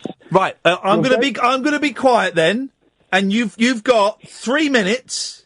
Oh, just I don't undone. Now. I was more observing the fact that you're very good at not allowing me to pivot to another point of view and trying down a different track and pinning me and getting me off on the tangent where I don't want to be. It's a good thing to observe the kind of mechanics of it all. That's all I was wanting to talk about. What really. you're phoning up to say is I am excellent at arguing and you are poor at arguing, and that is correct. No, it's more about. Well, that's what you phoned up to say. That's what you're saying to me. You're doing it now. You What are I'm saying doing. no. But you're saying that I am you've listened to it and you've worked out that I am excellent at arguing and you are no match, and that's right. In an arena where there is an imbalance of power, this is not a debate with traditional debate rules. Hang on, what are traditional debate rules? What does that even mean? Well, you have a allotted time where you say what you want and then counter argument, all that kind of stuff. Well, you had all night. I don't remember the argument you're referring to, but I do remember the feeling of destroying you. Well, at one point you were arguing the fact that the continents weren't moving. You got me talk on a tangent. Well, no, prove the continents are moving. Prove it. It's in every GCSE geography textbook. No, yeah, but prove the continents. Okay. Just because it's in a book doesn't make it true. Prove the continents are Have moving. There's a little piece of land called the Himalayas. Have you heard of them? Yes. Well, they exist because two continents are crashing into each other. No, but that doesn't. No, you can't say there are mountains. Therefore, that proves that the continents exist. They were made by God. Prove to me that the continents moved, and it's not just theory. This is the quagmire that you bogged me into. No, it's not. It's just asking. It's not quagmire. It's asking for facts which you don't have. Yeah. No, anyway, I enjoyed it last week. I'm enjoying it less so this week, but it was good. It was good fun. Jay, thank you very much indeed. You're a good sport. But you're a good sport. But prove to me. I think you've amplified the bat signal. Prove to me that the continents have moved. Prove to me. That's all I was asking for. And it's not a technique or anything. It's not dragging someone into a quagmire. All it is I'm asking for fact. Just a fact. Facts and proof. I don't know. What a strange hour. We've got another hour to go. Tonight is one of those proper late night radio shows. 0344 499 1000. Late nights with Iain Lee on Talk Radio. Talk Radio. Bone digger, bone digger. Yes, dear listener, another hour to go. I forgot we were talking about great actors in terrible films, and no one, and I don't think it's possible, has come up with a suggestion to make the general election interesting. Late Nights with Iain Lee on Talk Radio. Across the UK, online and on DAB. Get an earful of unusual nocturnal emissions with radio's Lord of Misrule, Iain Lee. No relation, thank God. Unfiltered Night Talk with the original king of unconventional conversation. Late Night Iain Lee on Talk Radio. We have ways of making you talk. The only vaguely interesting thing about the general election is, and I read this online earlier, so it must be true, is there are about 30 MPs, I believe them to be Tory MPs, that are being investigated and looked at, being investigated for alleged fraud and misappropriation of funds before the last general election. I think spending too much. There's a limit, isn't there, to how much you can spend. And it's looking very likely, apparently, that a significant number of these 30 MPs could be charged. And some people are saying that's why Theresa May has called a general election. So, I don't know. We will have to. My boss is my boss is a cool man, and they let me get away with whatever I want, pretty much. But, we probably will have to nod towards the general election at some point. And so I'm kind of asking your help. 0344 499 1000. Phone lines are empty, so you can call up now. And how do we talk about the general election and make it even vaguely interesting? I can't think of a way of doing it. I can't think of a way of doing it. And I know that Talk Radio will be covering it a lot. All the other stations that I listen to, so I want to do a really big yawn. Is that rude if I do a big yawn? So, I'll do a big yawn. Boom, there you go, big yawn. Have it. That's what I felt like doing, and I did it.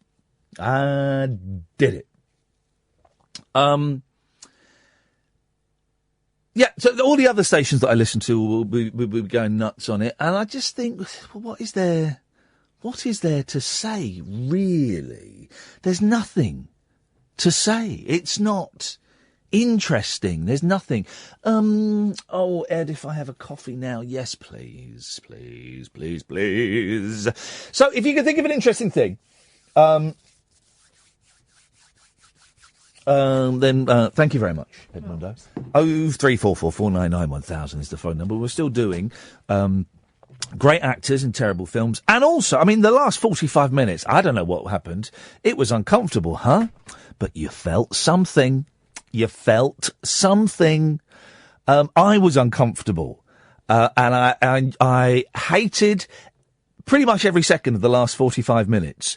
But also by hating it, I loved it. I knew that it would sound excellent. And sometimes you have to do that. 0344 499 1000 is the telephone number if you want to give me a call. We've got no calls lined up, so now will be an excellent time to pick up the telephone and call in. And you know the score, don't you?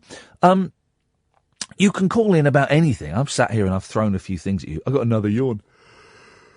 I'm going to sleep well tonight. You know the score. I sit here and I throw things at you. I throw bones out for you to gnaw at. But maybe you want to call in about something else. And you can call in about absolutely anything you want. 0344 499 1000 is the telephone number. It costs you mere pennies. You'll speak to Catherine. She will take your name and number and call you back. And we've got no one lined up, so she will put you straight through. Hello to everybody who is watching on YouTube. If you go to youtube.com/Mr. MR Iain Lee, we're just trying out, me and Kath and Matthew Stevenson, we're just trying out something a little bit new, and we are streaming the show on YouTube, and you have a choice of two cameras you can click on. If you're watching on a computer, you can be on a computer. You can, there's a phone call, Catherine, the minute you turn around, someone calls in. That's because they're watching. You can either watch me in the studio on a low-quality cam, or you can watch Catherine and Ed in the other studio if you're a bit geeky and you enjoy all that kind of stuff, on a much higher quality camera. It's early days. It took me 2 hours to get my head around how to do this. I still don't quite know how we've done it. But tomorrow I'm recording some stuff for Radio 4 Extra tomorrow. So I'll do that, and then I'll have another little play around, and I'll look about... Kath's going to bring her camera in tomorrow, and we'll see if we can... We'll see if we can rig it up in a slightly different way. 'Cause it'll be good. I think this is the way forward. We're going to try and turn that into a nice little channel, a little video channel. So subscribe, if you wouldn't mind. Declan's on the line. Good evening, Declan. Hi, Ian. How are you? I'm good, thank you, man. I'm very yawny, so if I yawn, and I've got one coming... Well, it's that time... I mean, I've been working for... the last 45 minutes must have been pretty stressful on your system. It wasn't stressful. It was uncomfortable, but then I knew it would make good listening. Though. Huh? I mean, you were great, though, in handling that, because I was thinking, God, how would I handle this? Somebody... Two of the callers... made me feel really uncomfortable, and then I started to feel you were uncomfortable. You handled it so well. Oh, I was terribly uncomfortable. But I've done this before in my career. I used to go out and make silly little films for Channel 4. And I hated it. I hated going out and doing it. Well, some of them were great. No, well, this is the thing. I hated going out and doing it. Carry on. All I'm saying is, I hated going out doing the films. Wow, that's amazing. But I knew that the people I was working with would be able to turn them into very, very funny 2.5-minute films, and so it was worth 3 hours of being uncomfortable and getting spat at and punched occasionally, and that's amazing. Yeah, what a revelation. Can I ask you a question about that? You can ask me anything you want, Declan. You know, you felt comfortable with the people who were working, and was that like a kind of support safety net that you trusted? Would you? Two questions. Were you so unconfident in your self-belief, but these people helped you bring out? Because you look so confident. I knew, honestly, the people I was working with and go out and do the films with, they've gone off to make Hollywood movies. They've gone off to make, the guy, the guy that directed the last two Muppet movies used to be the person that would go out and direct my stuff. Mega. Yeah. I love them. Well, the last two Muppet movies were directed by the same bloke that used to go out and direct my Vox Pops in the street. James Bobin. Now you talk, it's sinking in. Let it sink in. It's right though, because all the quality's there, and the stuff you did and the stuff you did, Ian. You're better than my therapist. Oh, well, I will. That will be £55, please. And ding! Our hour is up. What's the VAT rate on that? Oh, I do it cash. I work cash in hand. Listen, Ian, just love it, and I just want to say. Last night was so wonderful as well, and I went to sleep just after, the lady from Wales with her family and the kids, and how you related to her with your kid, your boys, her girls, and her son, who was worried about when she was pregnant, and after he knew that, people should listen to it on the podcast and stuff. Part of me kind of thinks, and I was going to suggest it, and I thought better of it. We put out 3 1-hour podcasts. It was so lovely. I listened to the whole 3 hours. I kind of think, and maybe there's something in that 3 1-hour special podcast, because they were all those. As in one thing. Oh, gosh. Well, apparently the whole show. Maybe once every couple of months or something.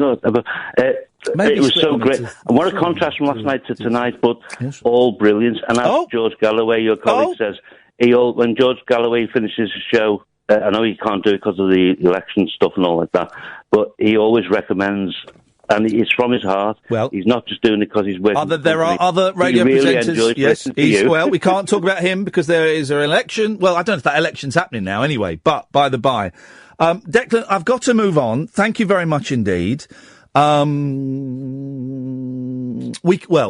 can't take that call. No, we can't take that call at all. Tracy, stay there. We'll come to you after this. The wild man of late night radio is back. Iain Lee on Talk Radio. We have ways of making you talk. 0344 499 1000. Somehow, I think the bat signal is stuck on, and someone's put a magnifying glass in front of it. It really is. They're unbelievable. Tracy! Hi, Ian. Hello, Tracy. I'm one of your bread and butter callers. I thought I'd give you a ring. I thought that was quite a snide line. Yeah, it was very, very snide. I thought it was a little bit. I thought that was a little bit unnecessary. Yeah. You know, I don't think there's no such thing as bread and butter callers. No. We all call in because we enjoy the show. Yeah. We want to speak to you. Yeah, no other reason. But people call in, and some people call in more than others, and some people have never called in, and they call in for a first time, and it's all. And sometimes people don't call in, and then that's when I have to work. You know, it's all groovy. You know, it's all groovy, Tracy. Yeah, great show last night. Proper roller coaster. It was good. Apparently, please don't tell the bosses this. The whole show is out as a podcast. I might suggest that perhaps over the rest of the week we put each hour out individually. Catherine, do you think that might be something as well? Just put each hour out individually, spread out over the next week or the next week. I just think it might. Maybe I don't know.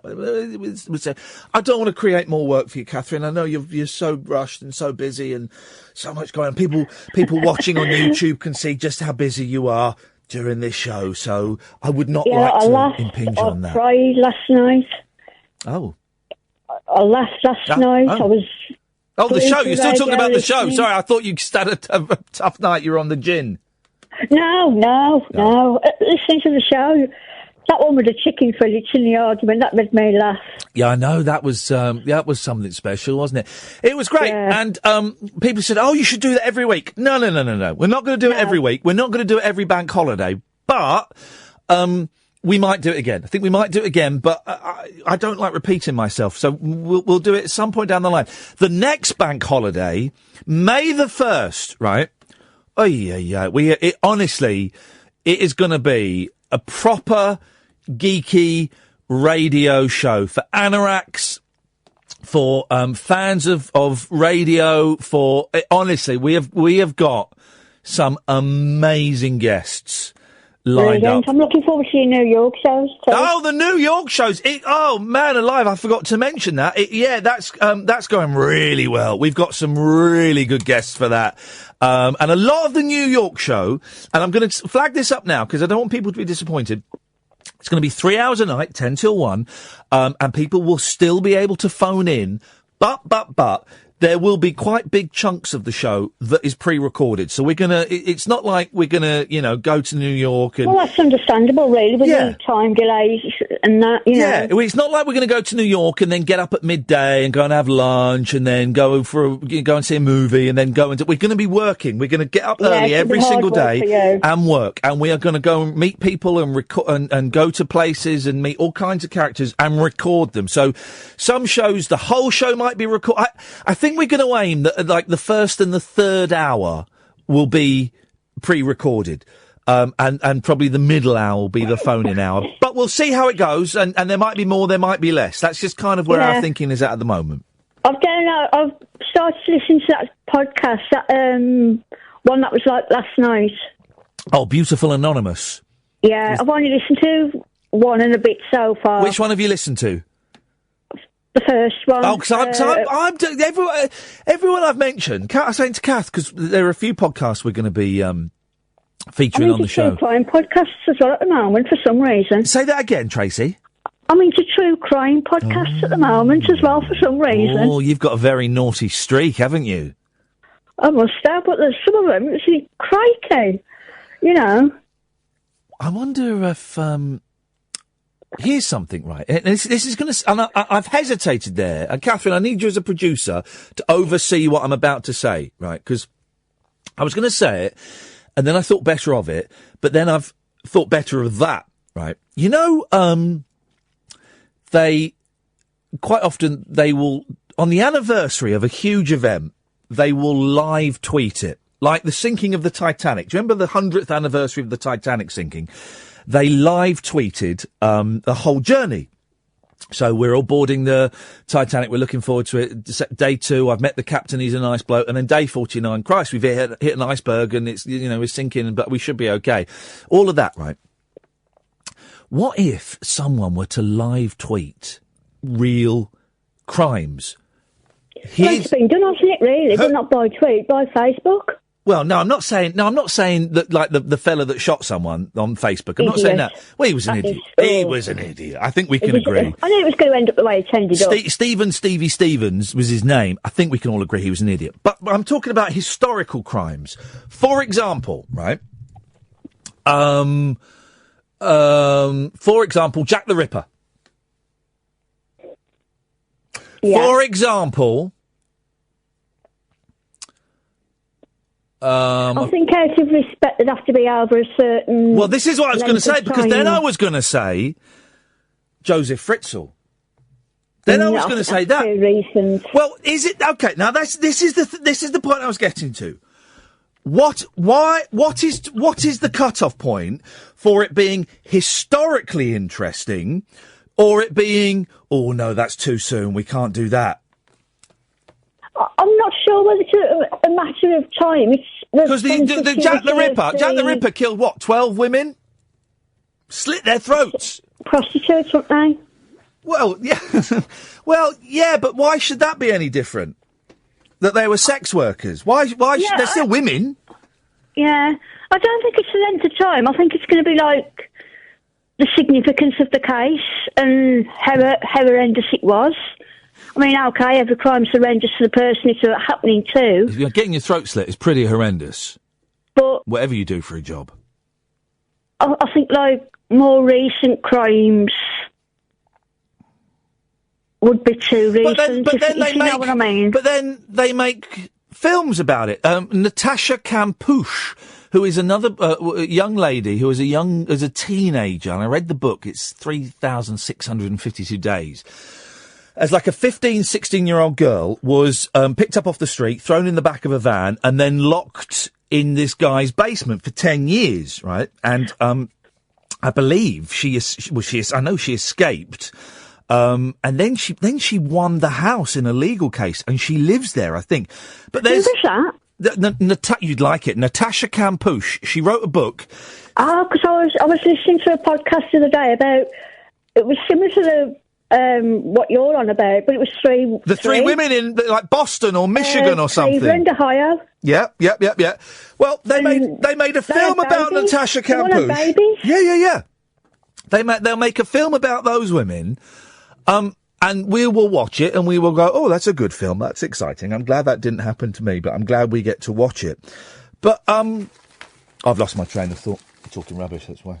Anyway. But I know, coming up soon on our TV, like, yes. There's something about, Rhys Daniels. Who? Coming on. That little boy from Liverpool who was shot in the neck. Oh, yes, it was like a gangland thing, wasn't it?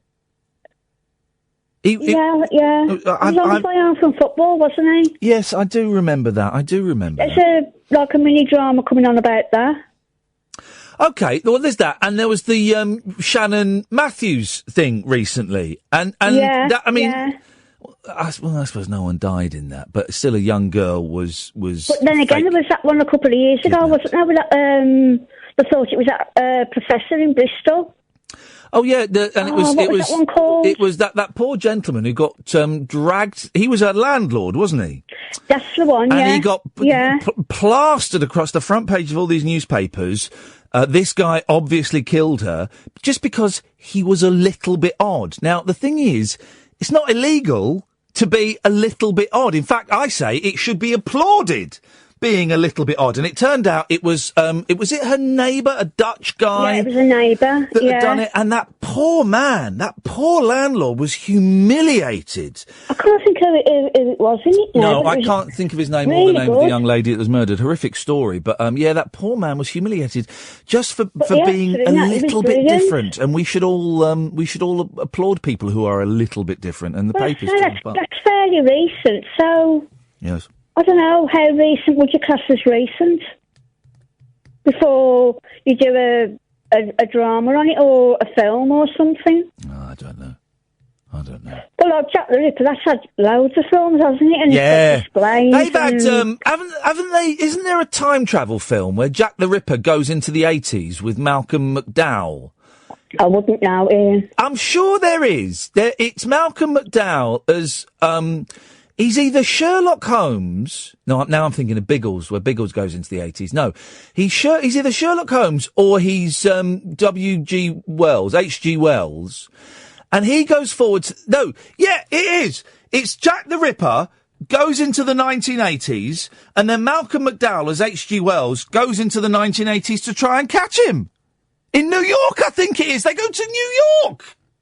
Brilliant. I wouldn't have a clue. I'm not into time travel movies. Oh, I love time travel movies, Tracy. That's what it's all about. That's what it's all about. Tracy, listen, thank you very much indeed. 0344 499 1000 is the telephone number. Imagine. I'm sure, have I got this right? I am thinking in my head now about Biggles as well, where Biggles goes into the 80s. No, I'm sure there was Malcolm McDowell, who, there we go, there's a great actor who's made some stinking films. I mean, what was he in that was good? He was in If, which is a great film. What else has he done? He's done another classic. But he he's done what we've all done, and he took the dollar. He work was drying up in the 1980s, so he took some less than prestigious movie roles, and I'm sure one of them is H.G. Wells. The Jack the Ripper gets his time machine, and he jumps forward into the 80s. In fact, that's my film for tomorrow, sorted, guys. That's what I'm watching tomorrow, guys. That's the kind of crap that keeps me going. I tell you what we'll do. For the last 35 minutes, Catherine, in you come. Come and join me. And we'll take calls straight to air for the last 35 minutes. Let's break it up a little bit. Let's see if anybody is out there and wants to play and feels like taking calls straight to air. Let's see if that's a thing. Still, I don't know. It might be. It might not be. 0344 499 1000. We'll take a break. While we're taking the break, I'll go and get the other camera, bring it in, put it on your pretty little face, and let's play some adverts. Uncut after-hours conversation for the up-all-night generation. Late night Iain Lee on Talk Radio. We have ways of making you talk. Setting up the camera. Yeah, hang on a minute. Got to tighten it. Nut. How do you work out which screws on this tripod to there you go. Hang on a minute. Hang on a minute. Hang on a minute. There we go. You should, both cameras now in the studio. Get ready. We're fine now. Both cameras in the studio, and Catherine will join us once she's finished having a Jimmy. 0344 499 1000. We'll take calls straight to air for the last 30 minutes or so. We might as well. Is it a two mics night tonight? Is it a two mics night? With two mics night. That'll be good.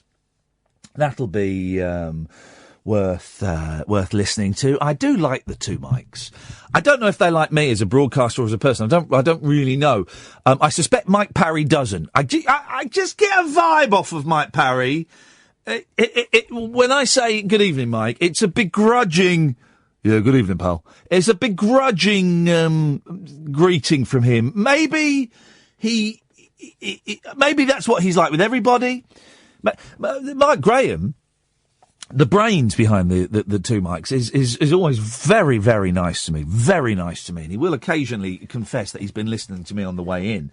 Parry, I'm not so sure. I don't think he digs me, and that's absolutely fine.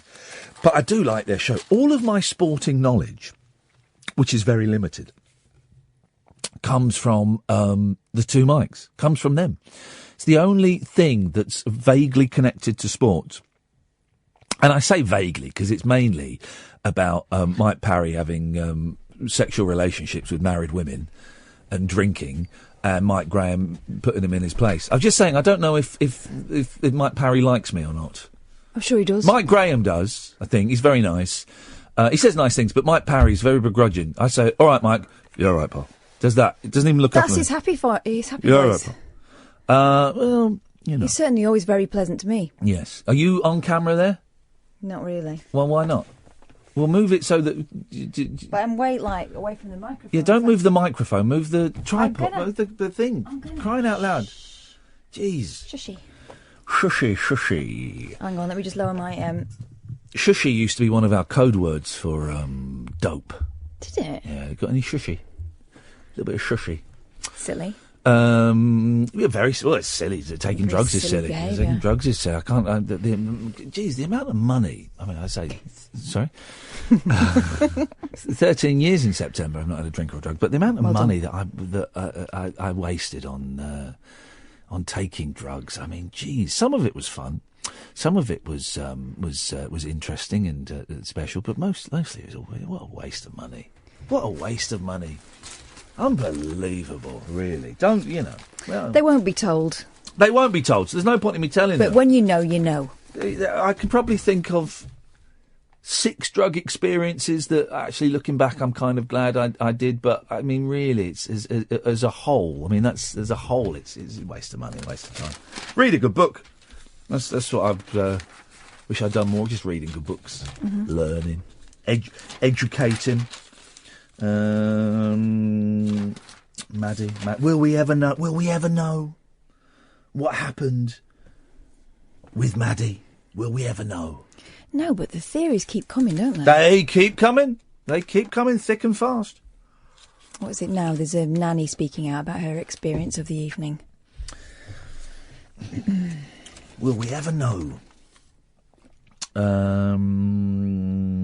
Wish I'd looked. Oh, there we go. It's a call. We're taking calls straight to air. Yes, line 1. You're on the wireless. Hello, Ian. It's John again. Hello, John. You just talked to Catherine, so I just need to make sure I've turned up. Hiya, John. Hiya, John. Hi, Catherine. Hiya, yeah, you're no, I was just... Yeah, good. Which way round was it, the film thing? Was it bad films, great actors? Is that the way round, is it? It was great actors, terrible films. Right, I've got one. Hopefully, nobody's already mentioned it. But should I name the film first or the actor? Just do one or the other. I really don't care. Shut up, Catherine. Don't diss my phone-ins. That's a good phone-in. It's a solid phone-in. I care, John. Give me the actor and I'll see if I can guess the film. All right, Alec Baldwin. Sorry? Alec Baldwin. Well, hang on a minute. He's not a great actor. Well, I believe he is. No, but he's not. He's a decent enough actor. He's not great. I think he's... Oh, come on. He's not up there with... We've had Sir Ben Kingsley. He's not up there with Ben Kingsley. No, that's a great actor. No, it's not. It's a matter of fact. Sir Ben Kingsley could act Alec Baldwin off the stage. I'm not debating that. But he is the standard that we have set as a great actor. Alec Baldwin is not a great actor. He's a good actor. He's not great. Well, I think he is a great actor. But you're wrong. He's not. No, that's your opinion. No, it's not. It's a fact. It's a fact. It's horses. Can you put Catherine back on? Can you two just kiss or something? Because this tension is unbearable. Right, look. Anyway, do you want to know the film? That's a no. Yeah, let's hear the film. Go on. Right, the film is Thomas and the Magic Railroad. Thanks for calling. Let's go. It's a great film. Let's go to line 2. You're on the wireless.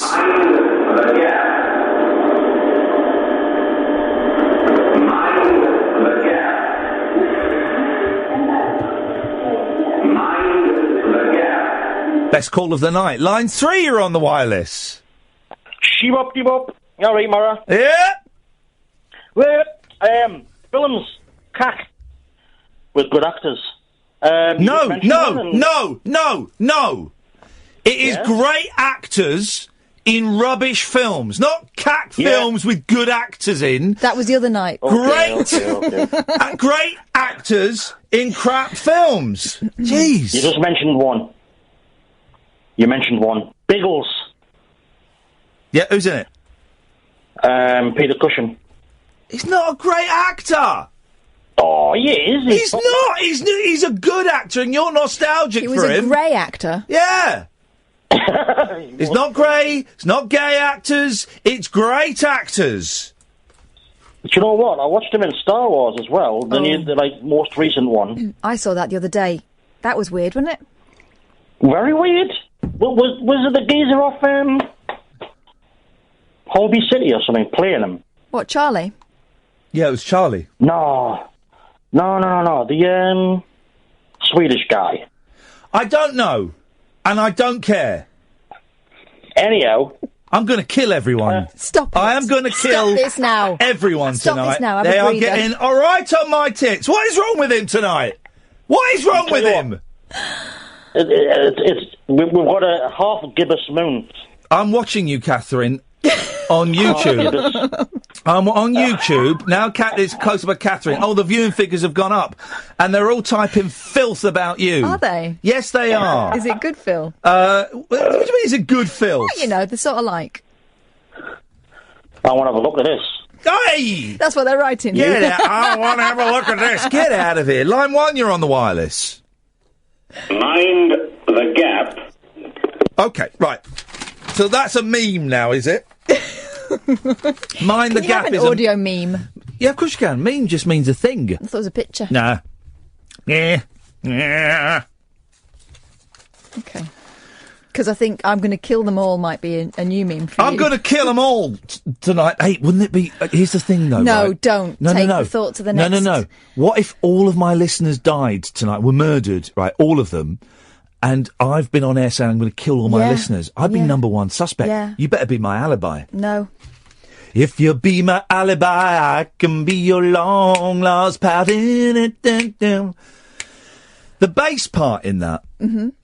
But they just, it's just the tape being reversed. Is it? Yeah. I thought someone was slapping that bass. No, it's the tape being reversed, right? But then when he took it out on tour, the bass player had to learn how to do that. Good. Yeah, well, good on him. Bass player, look at you, you're on telly. That looks like a studio. I look like I've got a red laser through my face. Yeah, chance will be a fine thing.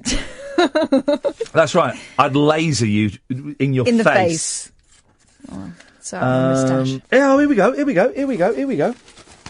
Here's a story.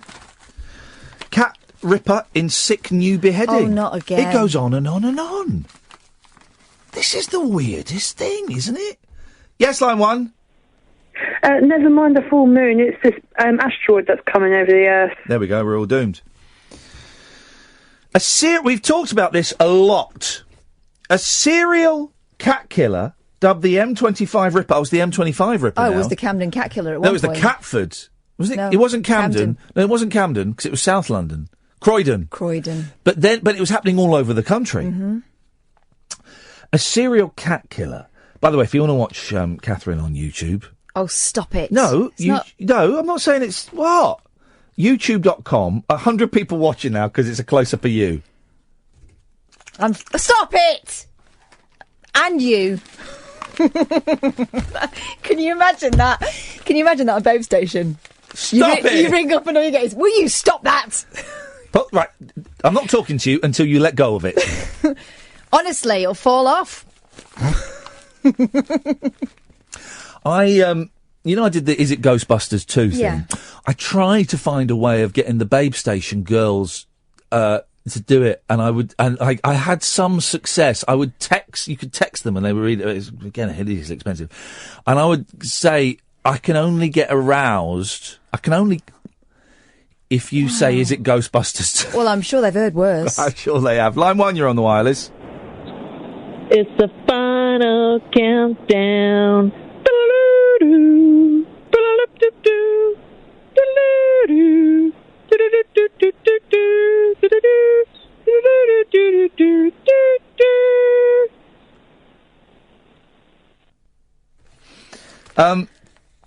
A serial cat killer, best call of the night, by the way, dubbed the M25 Ripper, is feared to have struck again after a pet was dismembered while its owner spent Easter away. And this is genuinely horrible. Horrible. The decapitated corpse was ritualistically laid out in the back garden. A neighbour made the grisly find. Oh, really? After dropping round to feed the cat. Tony Jenkins of South Norwood Animal Rescue. That's Snull. That's the people. That's who we've been speaking to, isn't it? Animal Rescue, South Norwood Animal Rescue and Liberty said it was very distressing for the cat sitter. Why don't we get him on tomorrow? All right, give him a ring. Let's get him on again, because hang on a second. Line 1, you're on the wireless. I'm starting to feel like a bust. You wait all month. What are there kids smoking dope and touching each other up on your back? Pardon? 0344 499 1000. That's all I remember of night buses is kids smoking dope. And, I was trying to stay upright. it was very distressing. Yeah, let's get Tony on again tomorrow. This was a very secure property, but the person probably gained access by getting over a padlocked gate. He struck the cat with a blunt instrument and then waited with it for half an hour or so before removing its head. It is his sick modus operandi. We think he gets off on putting the animals on display. The case in Redhill, Surrey, is the latest of up to 200, mostly around the M25. Well, we know that they're all over the country. Some in Manchester, weren't there, I think. In January, 2 cats... it's thought the twisted killer keeps their heads as trophies. Mr. Jenkins says we've collected about 180 bodies. Yeah, horrible, isn't it? It really is. These people walk amongst us, it's outrageous. 0344 499 1000. The last 20 minutes, if you want to watch us, you can. We're trying something new. If you go to youtube.com/Mr. M.R. Iain Lee, we're creating a channel, Rabbit Hole TV. You can go in and log in and you can chat to all the people, and most of you are being absolutely sick perverts looking at it. You've never seen a lady on a computer before. Outrageous behaviour. Across the UK, online and on DAB. Late night, Iain Lee on Talk Radio. We have ways of making you talk. I've just had to warn everybody on Facebook. Yeah, that's right. Keep it classy, bum gardener. My brilliant nephew Dylan, who I don't get to see because they emigrated to New Zealand, and I love and adore, and I think the boy is a genius, man. So he's an incredible artist, incredible, and he's watching us on YouTube, and I've just had to warn everyone. I miss you too, guys. Watch your language, because my nephews. I'm ready to block. I'm ready to pounce. And block any moment. We're taking calls straight to air for the last 12 minutes of the show, 10 minutes of the show. Yes, line 1, you're on the wireless.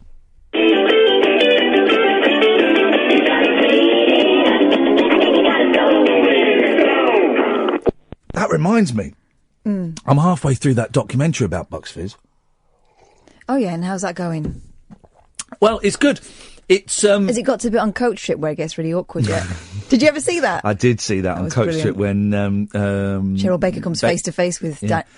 Who have you... Right, OK, so I'm Brendan, the coach guy. Now, want you to come forward and tell us who you've nominated and why. We'll start with you, Cheryl Baker.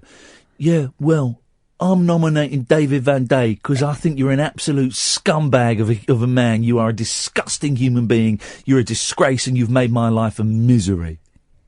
That's it! Brilliant! Yeah. Brilliant. Look, Matthew Stevenson is he swinging the sickle? He is swinging the sickle. Thank you. He's a good... By the way, Matthew Stevenson, it has to be said, right? He talked me through this, the YouTube stuff, and he's going to help with the channel in some way. He set up, well, now what is it? IainLeePodcasts.co.uk? Is that the link?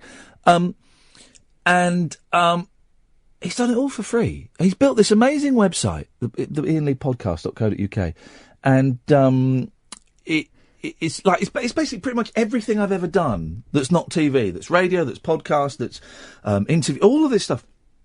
And it must have taken him an absolute age. There are about, I think there's something like 2,500 entries on there. So he's built that. And then Dom, who runs Iain Lee Quotes on Twitter, he's then going through all the shows as he listens to them and putting a little summary. For these people are doing this. And it's IainLeePodcast.co.uk. Thank you, Matthew. And I said to Matthew, let me give you some money. He said, no, I don't want any money. So I think that situation will change because I don't, he's doing a lot of work. He's doing a lot of work, and I'm doing what all Great Britons have done. I'm exploiting young, keen people for my own benefit. That's what I'm doing. But no, I appreciate the work that he's putting. I'm humbled by the work that he's putting, that anyone would think enough to do that with my old rubbish. Speaking of old rubbish, the May the 1st show, it's going to be something very, very special. I've been talking to... what's his name? Ed about Edmundo, it. Yeah. We're gonna make it something shiny. Let me know. It's going to be a pre-recorded show, right? Don't phone him. But I think with what we've got tomorrow will be the last one. I think we've got more than 3 hours. I think we've got more than enough. Yeah. The dilemma will be: do we start trimming them down, or do we have overspill? I think. I mean, it'd be good to get all the voices in I know. the show. And I mean, it's going to be, again, I think it's individual podcasts for each one. You just release one each day on the week as a bonus podcast. We have got, well, some of you have worked out what I'm doing, because some of you have seen the tweets that I've been sending out. Some of you have picked up on the clues that I've dropped. I'm not giving away too much, but it's going to be a proper geeky radio fest. It's going to be pre-recorded. And we weren't going to do it. I think it was only going to be an hour, but we've got enough, as I say, more than enough for a 3-hour show. And it's all joyous. Yeah, it's great. And you don't have to be massively familiar with... No, they've all got stories to tell, and they're all completely different. Completely. And wasn't tonight a joy? The one we did tonight was an absolute joy. Really, I thought we'd get 20 minutes, and then it was... And the one tomorrow, we know that's going to be a great one, because we've spoken to this guy before, and he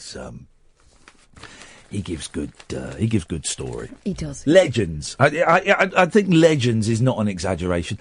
But none of them like being called it. No, not at all. Because it means they're close to death. You know what's just struck me? It's all blokes, though.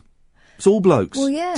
But look at the stats. How many female late night radio producers are? Wait. How many radio producers work these hours? Sorry. Call straight to air. The last 6 minutes of the show. Catherine. Soz. I was going to dump that, and I thought, let it go. Don't matter. They don't know the names. There's going to be some real surprises. Trust me. And they're all absolutely delightful. 0344 499 1000 is the telephone number. You can watch us on YouTube. It's a new thing that we're trying. YouTube.com/Mr. Iain Lee. That URL will change in 29 days when I am allowed to change it. And we're going to make Rabbit Hole TV, and it's going to be our own TV channel, and we're going to see what we can do with it, and we're going to put up, old videos of me and new videos of me, and Kath's going to make some stuff, and, if you, dear listener, have got stuff that we think is good enough, and you want to put it on. I'm quite excited about that running video. Yeah, the running video is absolutely, definitely happening from Keith. Daniel has very kindly said that we can put up the film he made about me, which was kind of what I was getting. That is brilliant. We'll whack that up. So share it. Spread the love. Let's get the subscribers up. I've been a bit slack on the YouTube because I got gutted after I lost my last YouTube channel, which had hundreds of thousands of views, and this one I've kind of not been that bothered with. But we're gonna work it, man. Right here is where you start paying and sweat. Yes, line one. Come on, Cole, check back. 50. 50.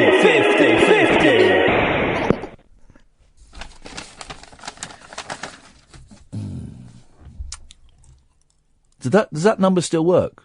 Should we try it? Yeah. Oh gosh, it might be anything. 0898 50 50 50. No, an 0898, that won't work. That's not a real number anymore, 0898. Let's see. No. Oh, what a shame. It would be... How on earth am I going to find friends? What would it be, now? What's the new 0898? It's a new thing. Let's have I've only got 3 minutes. Chat line. Let's phone up a chat line.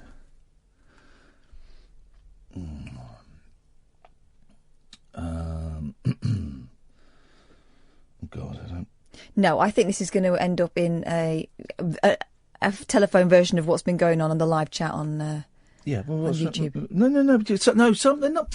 You've got a sick mind. It's not all about sex. Oh. No, some of them people just phone up to chat, don't they? No, not now. They've got the internet. Yeah, they do. Here we go. What's this one? Chat to real guys or girls? No. Here we go. Hey, hang on a minute. Let's try.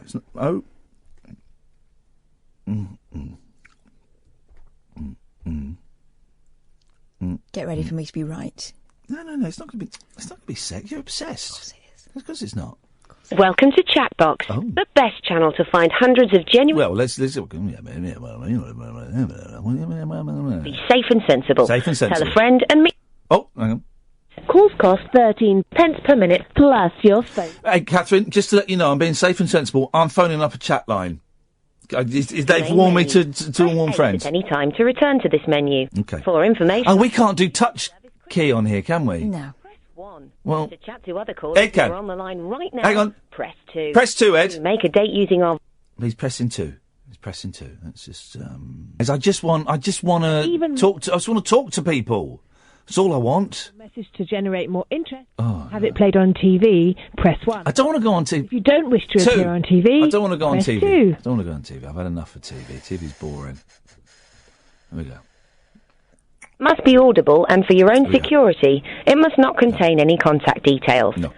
Messages containing sexual or offensive language will be deleted. So to maximise your response, describe yourself positively and make yourself sound fun and appealing. Please record your greeting message after the following tone and press any other key when you've finished recording. Hello, my name's Iain. On the radio, and I'm positive. Press 1. To activate your message, press 2. Oh, positive might make it sound like I've got an STD or something. Well, I didn't mean it to do that. To replay this message... Oh, look, we're out of time. Oh, what a shame. We'll never know what friendship we might have found. You're so cynical, Catherine. Thank you. Well, it's time for... I've had too much coffee and I'm windy pops now. Oh, God, thanks for sharing. But, Why don't you put that on your message? I'll go home. I'll have a little food supplement. Yeah, I'm having them. Yeah, no, but you're not supposed to drink it before bed, are you? Well, it's supper. Well, you're not supposed to have supper before bed, are you? Yeah, you have this instead. It'd be like 350 calories. I'm not sure this is the idea. It does make me feel queer. It does make me feel queer. Does it queer. taste like gravy? No, actually, it's I've got vanilla flavour, so which is one of my favourite flavours. Back tonight at 10. Until then, ta-ta. Talk Radio. Join the Talk Nation. Pick up your phone and talk radio. We'll get you talking.